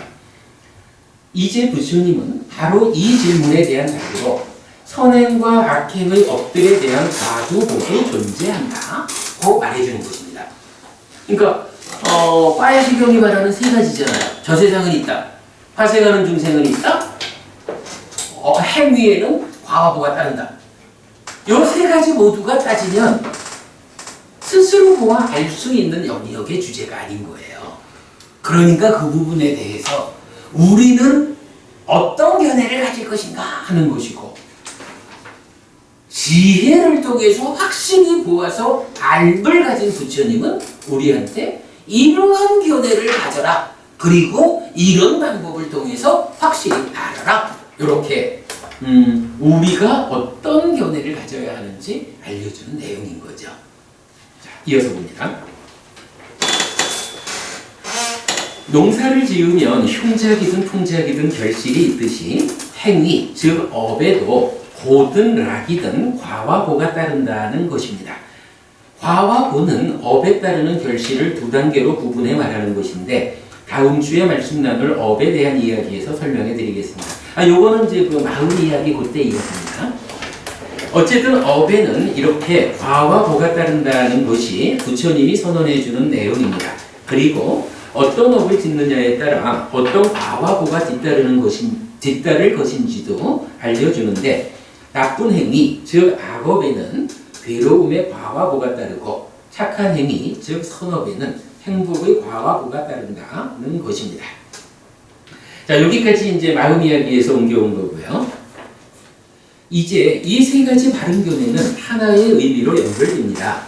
저 세상이 있어서 죽으면 새로운 몸과 함께 다시 태어남, 즉 윤회해야 하는데 태어남의 자리는 지옥, 짐승, 아귀, 인간, 하늘에 5군데가 있고 악업을 지으면 괴로움의 과와 보가 뒤따라 지옥, 짐승, 아귀의 사막처에 태어나게 되고 선업을 지으면 행복의 과와 보가 뒤따라 인간 또는 하늘에 태어나게 된다는 것입니다.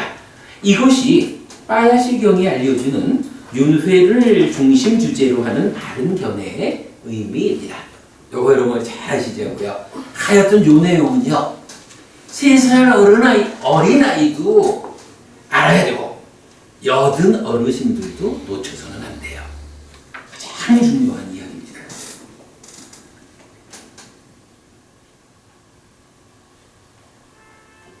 그래서 살아서도 행복하고 죽어서는 더 좋은 태어남이 이어지기를 원하는 사람이라면 부처님이 알려주는 이 기준, 바른 견해를 갖추어야 하는 것입니다. 그럼으로써 행복의 과와 보를 부르는 선업을 지어 하늘 세상에 태어나게 되는 것입니다. 그렇다면 행복의 과와 보를 부르는 선업은 무엇입니까? 선업을 지어야 됩니다 라고 했는데 선업이 무엇인지를 알고 가야죠. 부처님은 괴로움을 부르는 악업과 행복을 부르는 선업을 분명하게 구분해 줍니다. 행위의 기준이 부처님에게서 명확하게 제시된 것입니다. 몇 개의 경전에 의하면 10악업은 과두 보두 괴로움이고 10선업은 과두 보두 행복입니다. 역으로 말하면 괴로움의 과와 보를 가져오는 행위는 10악업이고 행복의 과와 보를 가져오는 행위는 10선업입니다. 할 정도의 확장된 개념에서 이해해야 하는 10가지 삿된 길은 과두 보두 괴로움이고 10가지 바른 길, 즉 10정도는 과두 보두 행복입니다. 자, 10악업 10선업은 우리 잘 아는 거죠. 그리고 10정도와 그러니까 10가지 삿된 길과 10정도, 10정도 금방 보았죠. 네, 이렇게 어떤 것이 선업이고 어떤 것이 악업인지 기준을 명확히 해주고 있다는 거고, 그 다음에 한 가지가 더 있어요. 또한 화, 원한, 모욕, 약봉, 질투, 인색, 사기, 거짓, 자책하여 제어하지 않음, 남의 비난을 이유로 제어하지 않음의 10가지는 과두 보두 괴로움이고 반대되는 것들은 과두 보두 행복입니다.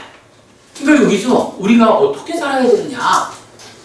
죽은 다음에 좋은 세상에 태어나려면 기본적으로 10악업 징반되고 10선업을 지어야 돼요. 10가지 삿된 길로 수행을 따라가가지고는 못 가는 거예요. 10정도를 실천할 때 가는 거예요. 그리고 화 내지 남의 비난을 이유로 제어하지 않는 이 10가지를 하지 않을 때 선업이 되는 거예요. 그렇게 이제, 근데 요거는요, 제가 참 중요하게 발견을 한 거예요. 우리 기본기법회에서 굉장히 강조를 한 건데, 요게 정말 우리가 구체적으로 어떻게 살아야 합니까에 대해서 니까야 전체를 통해서 볼 때, 괴로운 과와 보를 가져오는 업들 해서 요 안주업적 3가지가 구체적으로 나오고, 행복의 과와 보를 가져오는 업들 해서 3가지 좋은 쪽이 구체적으로 나와요. 요게 다예요. 요거 말고 다른 이야기가 없어요. 그러니까 여러분, 어쨌든 우리는 삶의 기준을 10선업을 짓는다, 10정도라고 하는 바른 수행을 한다, 그리고 화를 내지 않는 등 10가지를 실천한다. 요거면 불교 신자로서의 구체적 삶은 충족되는 거예요. 그렇게 보시면 됩니다. 여기에서 잠깐 오늘 여러분 드린 자료가 있습니다.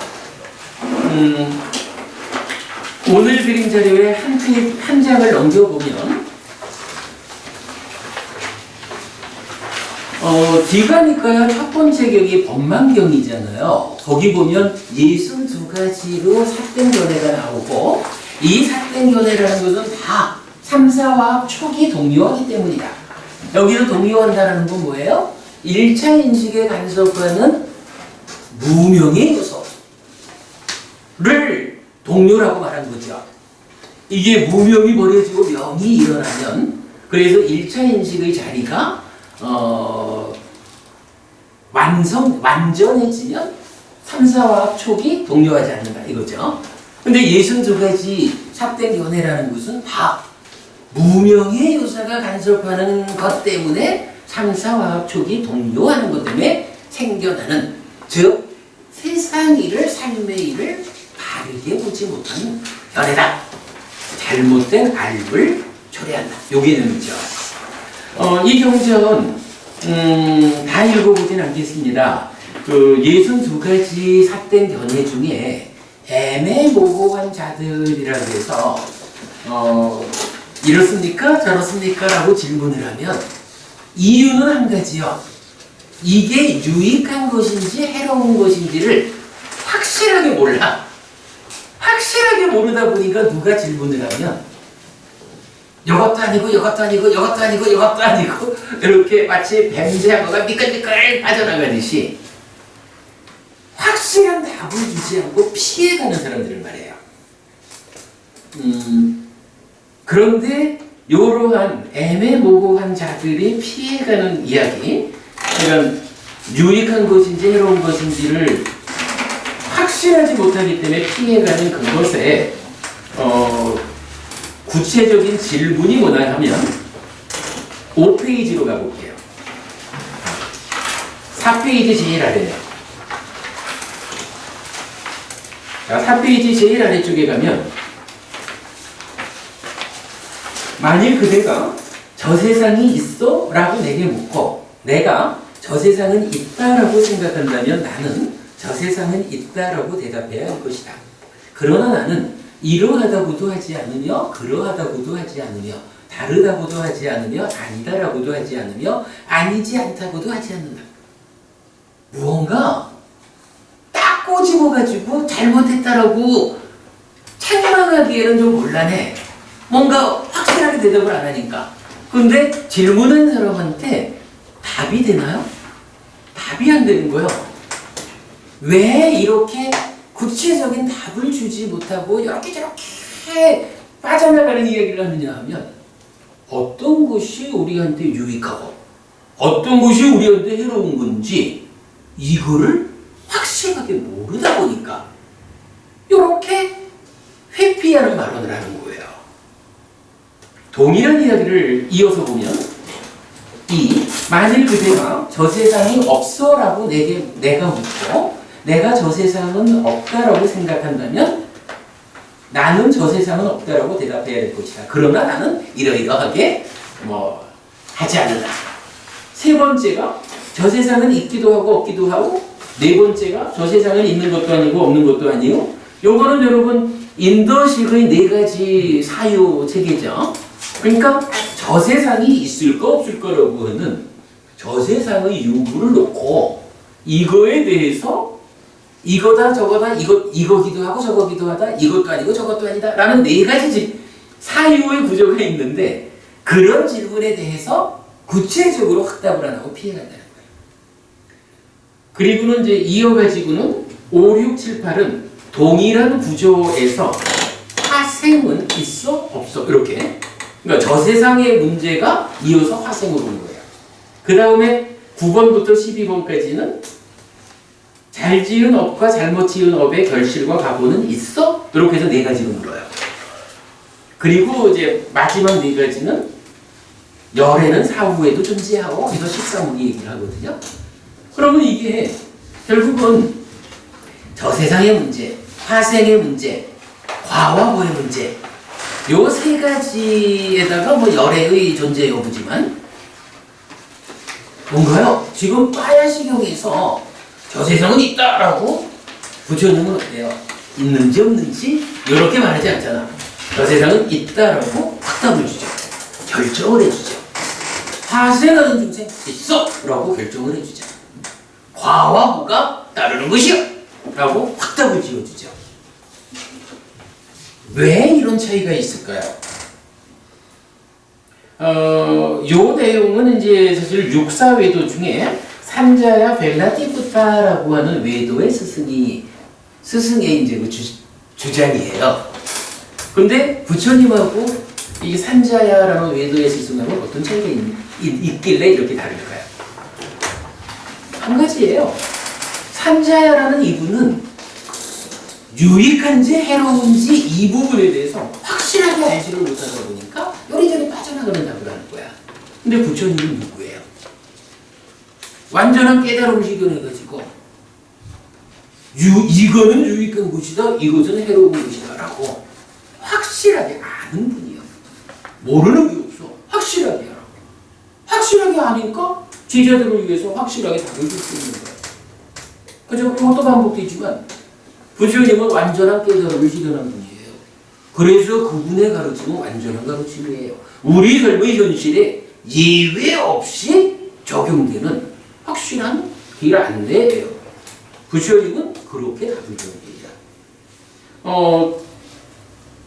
법망경의 요 애매모호함이라는 사견하고 빠야시경하고 차이 이렇게 보면 좀 부처님이 누군지 좀 이해가 되겠죠. 자, 좀 서둘러야겠네요.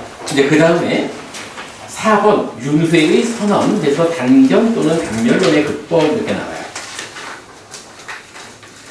빠야시경 외에도 많은 경전, 특히 십선업을 설하는 경전들은 의업에 속하는 견해의 발음에 대한 정의를 통해 저 세상은 있다라고 설명합니다. 그러니 부처님과 부처님 가르침에 대한 믿음을 가진 불교 신자에게는 저 세상이 실제로 있는 겁니다. 그죠? 우리 부처님이 옳은 가르침을 주는 분이잖아요. 부처님이 있다 그러시니까 이건 실제로 있는 거예요. 이게 믿음이에요. 윤회하는 삶의 현실에 대해 바르게 알고 부처님에게서 바른 방법을 배워 실천함으로써 그 윤회에서 벗어나고자 노력할 때 비로소 불교 신자라고 불릴 수 있는 것입니다. 십선업이 말하는 바른 견해는 요 앞에 페이지에 있던 거죠. 요거 시작할 때 그 빠야시경에 이어가는 두 번째로 나온 거죠. 보시도 있다, 지사도 있다, 공양도 있다, 뭐 이렇게 본 거죠. 이렇게 저 세상에 있어서 윤회한다는 견해를 가지는 것은 가르침에 의지하는 불교 신자의 삶입니다. 그러나 윤회하지 않는다는 견해를 가지는 것은 외도의 가르침에 의지하거나 자기 스스로의 판단에 따르는 비불교적 오류인데, 그러겠죠?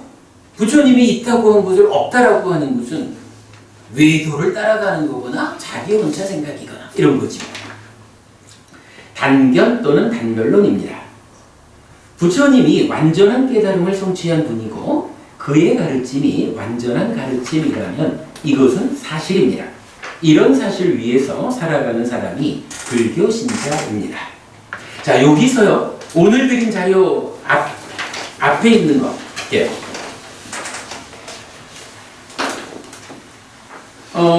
사문과경에서 우리 옛날에 공부했지만 육사외도에 대한 이야기가 나오잖아요. 그 육사외도 중에 아지타 깨사깜발리라는 외도 스승의 주장이에요. 단멸론이야. 밑에 쪽으로 내려와서 구체적 내용만 볼게요. 대덕이시여 이와 같이 묻자 아지타 깨사깜발리는 제게 이렇게 대답했습니다. 대왕이여 보시도 없고 공물도 없고 제사도 없다. 선행과 악행의 업들에 대한 과도 없고 보도 없다. 이 세상도 없고 저 세상도 없다. 어머니도 없고 아버지도 없다. 화생하는 중생도 없고 이 세상과 저 세상을 스스로 실다운 지혜로 실현하여 선언하는 덕스럽고 바른 도를 부족한 사문 바라문들도 이 세상에는 없다. 여기까지는 뭐죠? 바른 견해, 그 십선업이 말하는 바른 견해의 반대말이죠. 그러니까 십악업에 속하는 삿된 견해인 거예요. 그 가운데에 저 세상도 부정하고 화생도 부정하고 과화보도 부정하는 거죠. 그러니까 이거 윤회 없음 단멸론이에요. 근데 여기서 우리 한 가지 좀 보고 갑시다.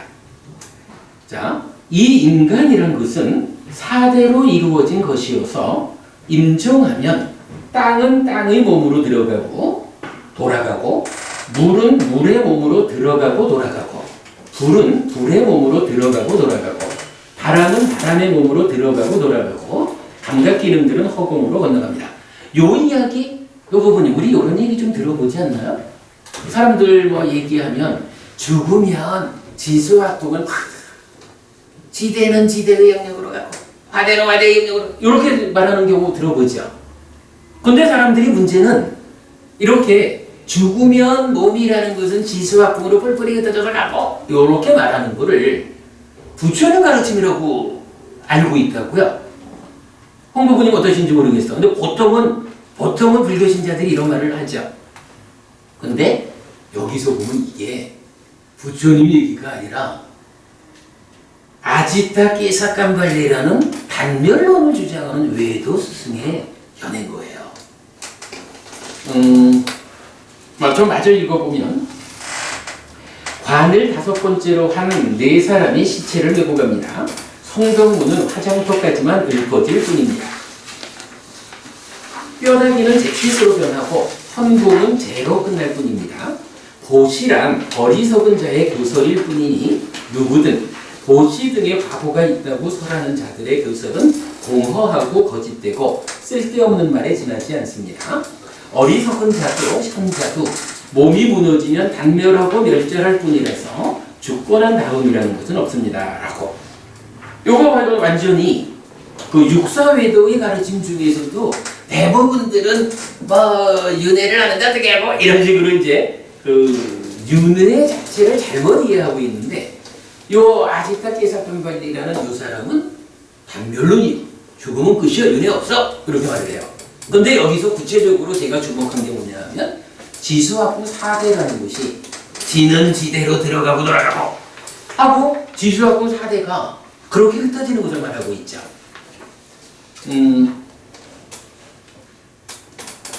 제일 밑에 보면 제가 별표를 하고 한 가지를 썼어요. 지금 읽은 땅은 땅의 몸으로 들어가고 돌아가고 뭐 요게 그 원어에서 보면 짜뚜 마하부 띠꼬 아양뿌리소라고 해서 그러니까 짜뚜 마하붓다라는 게 그 4대를 말하거든요. 지수화풍 4대.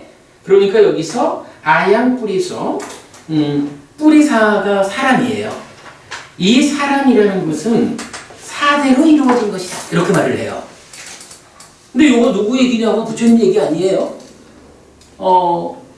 단만한도 부분이 아지타 깨사 깜발리는 사람이 지수화풍 4대로 된 거예요. 이렇게 말을 하는데 부처님은 뭐라고 말하죠? 아니 그거 말고. 예? 아니 그거 말고. 그죠? 자 바로 밑에 제가 표시해 드렸어요. 차다주로 아양 비쿠 뿌리소 띠 이래가지고 사람은 6가지 요소로 이루어진다. 요소의 분석격. 요거 지난주인가 공부했죠?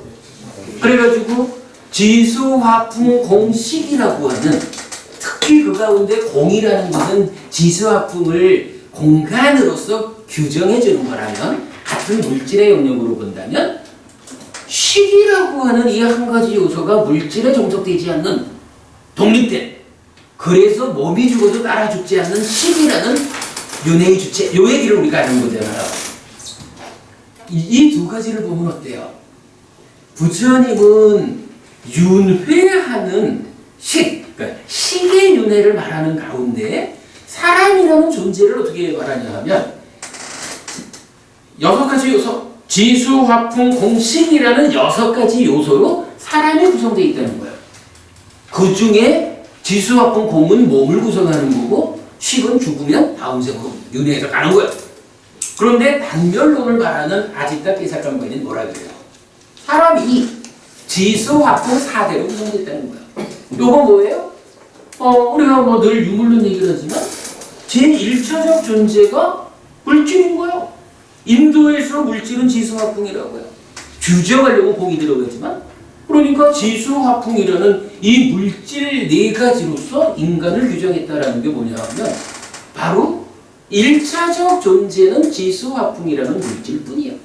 여기에 몸이 죽어도 따라 죽지 않는 종속되지 않은 것으로의 식 그런 거 없어. 아지타 깨사깜발리도 사람한테 마음이 없다 했겠어요? 그 마음이라는 것은 지수화풍으로 구성된 몸에서 부수된 2차적으로 생겨난 거예요. 그렇게 보는 거잖아. 요거 딱 뭐예요? 사전이 알려주는 유물론 그거잖아. 단멸론이라고 하는 요거. 그죠? 육사외도 중에 단멸론을 주장하는 아지타 깨사깜발리의 주장에 요점이 요렇게 나타나고 있다고. 요것이 부처님이 육계라고 하는 사람을 구성하는 6가지 요소. 그래서 우리가 거기서 몸 따라 죽지 않는 마음, 몸에 종속되지 않는 식, 이걸 찾아낸 곳에 아주 정확하죠. 사실은 뭐 저도 아지사케사칸발리의 요 부분을 그동안 잘 주목하지를 못했어요. 이 윤회 교재를 만드는 가운데 이게 눈에 보였어요. 그러니까 6개하고 따지면 지수학공 4개가 되는 거죠.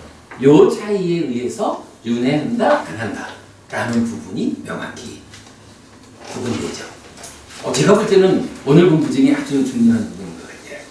자, 시간이 다 됐지만 저기 남은 이야기는 읽기만 하고 가겠습니다. 이제 2페이지만 읽으면 되네요. 이렇게 다른 견해를 가진 불교 신자에게는 세 가지 측면에서 다른 견해를 가지면 그런 불교 신자에게는 두 가지 측면의 효과를 기대할 수 있습니다. 왜 우리가 윤회를 말해야 될까? 뭐 이런 개념이겠죠. 첫 번째는 깨달음에 이르는 과정이 쉬워진다 이랬어요. 이건 앞에 공부한 내용입니다만 부처님은 삼명, 속주명, 천한명, 누진명을 갖춘 분입니다. 삼명아란. 그런데 부처님 당시부터 불교 안에 보편적인 깨달음의 과정은 해탈자입니다. 숙주명과 천한명의 과정 없이 누진명으로 깨달음을 성취한 아라한들입니다. 자자경을 참고하자 그랬고 지난주 지지난주 우리 9차 지성법배에서 요 얘기 구체적으로 했죠. 자자경 보면 사리푸tta여 이들 500명의 비구들이 몸이나 말로써 행한 것들 가운데 내가 책망해야 할 것은 없다. 비구들이여. 이들 500명의 비구들 가운데 60명의 비구들은 3명을 갖추었고 60명의 비구들은 육신통을 갖추었고 60명의 비구들은 양면해탈자이고 나머지는 해해탈자이다. 나머지 320명 하면 64%예요. 그러니까 부처님 제자들의 불교의 보편적인 깨달음의 방법은 해해탈자예요. 해해탈자가 뭔지는 우리 알죠? 누진아란. 스승 없이 깨달음을 성취한 부처님은 스스로 알아야 했기에 3명의 과정을 통해 전생들을 직접 보아 확인하고 숙주명, 죽고 다시 태어남의 과정, 즉 윤회의 과정을 직접 본 천한명 이후에 비로소 윤회의 원인인 번뇌를 부수고 해탈 누진명하였지만 부처님에 대한 믿음을 가진 제자들은 믿음에 의해서 윤회하는 줄 알기 때문에 숙주명 천한명의 과정을 거치지 않고 직접 번뇌를 부수고 해탈 누진명할 수 있게 된 것입니다. 믿음의 힘은 이렇게 깨달음의 난이도를 낮춰주는 것입니다. 만약 부처님에 의해서 우리가 이렇게 윤회하고 하는 부분이 상세하게 알려져 있지 않다면 윤회하는 줄 모르는데 어떻게 번뇌를 부수고 윤회에서 벗어나겠어요? 깨달음 자체가 있을 수가 없는 거예요. 그러니까 부처님의 깨달음 과정이 혼자서 스승 없이 하느라고 더 어려웠을 거예요. 그러나 이제 부처님에 의해서 이렇게 가르침이 알려지니까 이제 우리가 아는 거예요. 아, 윤회하는 줄 알고 윤회하는 그 근본 자리에 뭐가 있어? 번뇌가 있어. 번뇌 때문에 담진치 이래 해가지고 가래가 생겨나고 이것 때문에 윤회 아니까 가래를 무명을 그 근본에서 번뇌를 부수는 누진명 요 외길만 직접 가가지고 깨달음을 성취하는 이러한 아르한이 불교 안에서 깨달음의 보편적 방법이다 라고 경전들은 알려주고 있다는 거예요. 그러니까 이거를 가지고 우리가 이렇게 말할 수 있죠. 깨달음에 이르는 과정이 쉬워졌어요. 불교 신자한테는. 그러니까 이게 윤회한다는 바른 견해를 가진 불교 신자의 효과 두 가지 중에 한 가지. 그 다음에 행위의 제어에 도움됨이라서 자책경이라는 경전이에요. 비구들이여 네 가지 두려움이 있다. 무엇이 넷인가? 자책에 대한 두려움, 남의 책망에 대한 두려움, 형벌에 대한 두려움, 악처에 대한 두려움이다. 첫째, 자책에 대한 두려움. 여기 어떤 자는 이렇게 숙고한다. 내가 만일 몸으로 나쁜 행위를 저지르고 말로 나쁜 행위를 저지르고 마음으로 나쁜 행위를 저지른다면 계에 관한 한 내가 내 자신을 어찌 비난하지 않겠는가? 그는 자책에 대한 두려움에 겁이 나서 몸으로 짓는 나쁜 행위를 버리고 몸으로 짓는 나쁜 행위를 좋은 행위를 닦고 말로 짓는 나쁜 행위를 버리고 말로 짓는 좋은 행위를 닦고 마음으로 짓는 나쁜 행위를 버리고 마음으로 짓는 좋은 행위를 닦아서 청정한 자신을 유지한다. 이를 일러 자책에 대한 두려움이란다. 여기서는 지금 뭐 어떤 이야기가 이어나오든지 간에 하여간 몸과 말과 마음으로 나쁜 행위를 하지 않고 좋은 행위를 한다. 요거죠. 왜 그렇죠? 우리가 앞에서 봤지만 행위는 과와 부를 초래하잖아요. 나쁜 행위라는 것은 어쨌든 괴로움의 과와 부를 가져오는 거고요. 그러니까 나쁜 행위를 어떻게든 안 져야 돼. 근데 우리가 실제로 보면 욕계중생의 삶의 수준이 나쁜 짓을 잘 찾아가면서 짓잖아. 그러니까 어떤 방법에 의해서 나쁜 업을 짓지 않고 좋은 업을 지음으로써 괴로움을 만들지 않고 행복을 만들 거냐. 요거에 대한 첫 번째가 스스로 내가 어찌 그릴 수 있겠어? 이런 자책에 의한 거라 이거야. 요거 우리 히리오타파라는 거 알죠? 시리의 개념도 이렇게 나오죠. 두 번째, 남의 책망에 대한 두려움, 오타파 얘기예요. 여기 어떤 자는 이렇게 속어한다. 내가 만일 몸으로 나쁜 행위를 저지르고 말로 나쁜 행위를 저지르고 마음으로 나쁜 행위를 저지른다면 개에 관한 한 남들이 나를 어찌 비난하지 않겠는가 하고 나머진 똑같아요. 그럼으로써 요런 오따빠라는 남의 책망에 대해서 두려워하는 요것에 의해서 나쁜 업을 짓지 않고 좋은 업을 짓는다. 결과는 괴로움을 만들지 않고 행복을 만든다. 세 번째, 형벌에 대한 두려움. 여기 어떤 자는 형벌에 대한 두려움에 겁이 나서 남의 재산을 강탈하는 짓을 하지 않는다. 이를 일러 형벌에 대한 두려움이라 한다. 요거는 뭐 좀 많은 이야기가 있는데 생략했어요. 근데 우리 현실적으로 보면 그러죠. 우리 사회가 유지되는데 윤리라는 것도, 그러니까 윤리도 아주 중요하게 사회를 유지하는 기능이지만 뭐니 해도 이 사회가 유지되는 데는 법이라는 게 있잖아요. 그리고 실제로 많은 사람들이 나쁜 짓을 못하는 이유가 뭐예요? 벌 받을까 봐. 그거잖아요. 그죠? 형벌에 대한 두려움. 이렇게 나타나는 거예요. 네 번째, 악처에 대한 두려움. 여기 어떤 자는 이렇게 속거한다. 몸으로 나쁜 행을 저지르면 다음 생에 악한 보가 있다. 말로 나쁜 행을 저지르면 다음 생에 악한 보가 있다. 마음으로 나쁜 행을 저지르면 다음 생에 악한 보가 있다. 내가 만약 몸과 말과 마음으로 나쁜 행위를 저지른다면 몸이 무너져 죽은 뒤 그 때문에 처참한 것, 불행한 것, 하멸처, 지옥에 태어나지 않겠는가? 그는 악처에 대한 두려움에 겁이 나서 몸으로 나쁜 행위를 저지르지 않고 좋은 행위를 닦고 말과 마음으로도 나쁜 행위를 저지르지 않고 좋은 행위를 닦아서 자신을 청정하게 만든다. 이를 일러 악처에 대한 두려움이다. 그러니까 어쨌든 괴롭지 않아야겠다. 괴롭다라고 하는 것은 업에 의한 과와보로 오는 것이다. 요게 의미예요. 그래서 괴롭지 않으려면 행위, 업이 제어돼야 된다. 업을 제어하는 방법이 몇 가지냐? 네 가지가 있다. 이렇게 말해주는 거예요. 자, 이런 네 가지 두려움은 신구의로 악업을 짓지 않고 선업을 짓게 하는 동력이 됩니다. 이 말이 여러분 동의할 수 있죠? 이때 자책, 희리와 남의 책망, 오따빠가 스스로의 내적 성찰에 의한 제어라면 형벌과 악처는 구체적이고 강제적인 제어라고 해야 합니다. 여기서 여러분 형벌이라는 것은 강제적이다라는 건 알겠죠? 뭐 당장 감옥 가야 되니까. 그런데 악처에 대한 두려움을 강제적인 제어라고 저는 표현을 하고 있거든요. 여러분 이거 동의할 수 있을까요? 죽으면 지옥 간다라는 요런 것을 부정한다. 윤회 없어 이렇게 하면 사실은 두려움, 행위를 강제적으로 제어하는 거가 형벌밖에 없어요. 그런데 윤회한다, 이러한 나쁜 일을 하면 지옥 간다라고 구체적으로 아는 사람은 지옥 가는 게 두려워가지고 나쁜 짓을 못하는 거예요. 요거 강제하는 거 이렇게 저는 표현을 했어요. 뭐 다른 강제가 아니잖아. 나쁜 짓을 못하도록 스스로에게 강제적으로 작용해서 괴로움을 만들지 않는 요거죠. 그런데 만일 윤회에 대한 다른 견해가 없다면 구체적이고 강제적인 두 가지 제어 중 한 가지를 잃는 것입니다.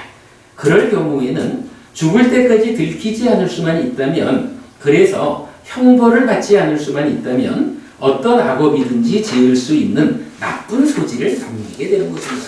그러겠죠? 죽은 다음의 문제, 정말로 내가 하늘에 태어나야 되는데 지옥 갈까봐 두려운 요 부분이 내 삶에서 배제된다면, 그야말로 뭐 죽으면 그신데 뭐 들키지 않을 수만 있으면 되지, 뭐 형벌에 의해서 고통을 겪지 않을 수만 있으면 뭐든 못하겠어. 이런 이야기 표시했어요. 그래서 바른 견해를 가진 불교 신자에게는 행위의 제어를 위한 구체적이고 강제적인 방법이 함께하는 것입니다. 그만큼 악업을 짓지 않고 선업을 짓게 되고, 그만큼 고가 아닌 락의 결실을 맺게 되는 것입니다. 제가 사실 이렇게 강제적이다라고 그 악처에 대한 두려움을 표현했더니, 어떤 분은 강제적이라고 하는 그 표현이 나쁩니다, 뺍시다, 이렇게 말하는 분이 있었어요. 근데 제 생각에는 아니에요. 어쨌든 우리가 뭐 도덕이나 윤리나 다 마찬가지예요.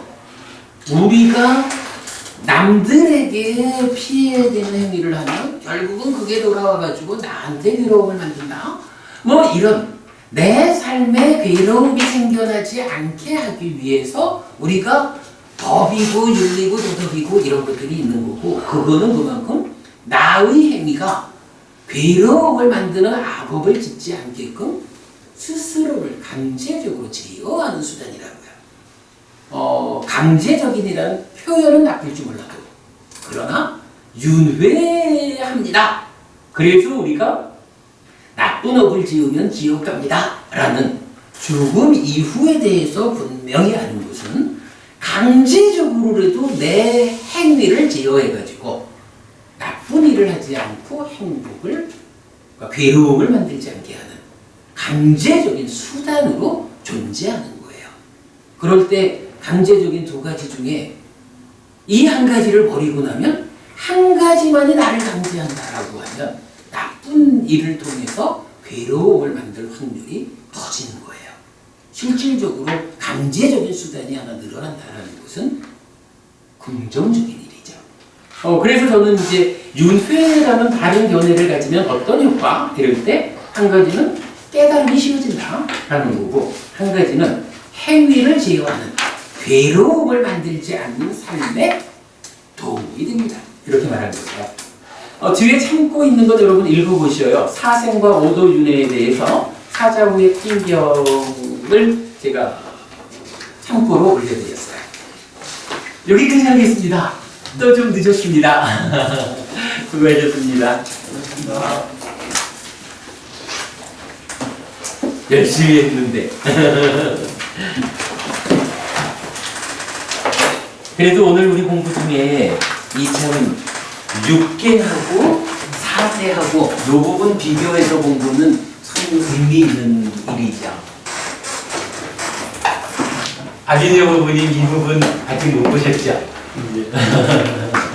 저도 아주 요 부분을 보면서 정말 중요한 포인트가 여기에 있구나라고 봤어요. 저는 4대를 안 하고 6개로. 그렇죠. 어쨌든 몸뿐만이 아니고 몸과 마음이 함께 1차적 존재로서의, 또 그걸 사람을 구성하는 4가지, 사람을 구성하는 6가지, 이렇게 말합니다.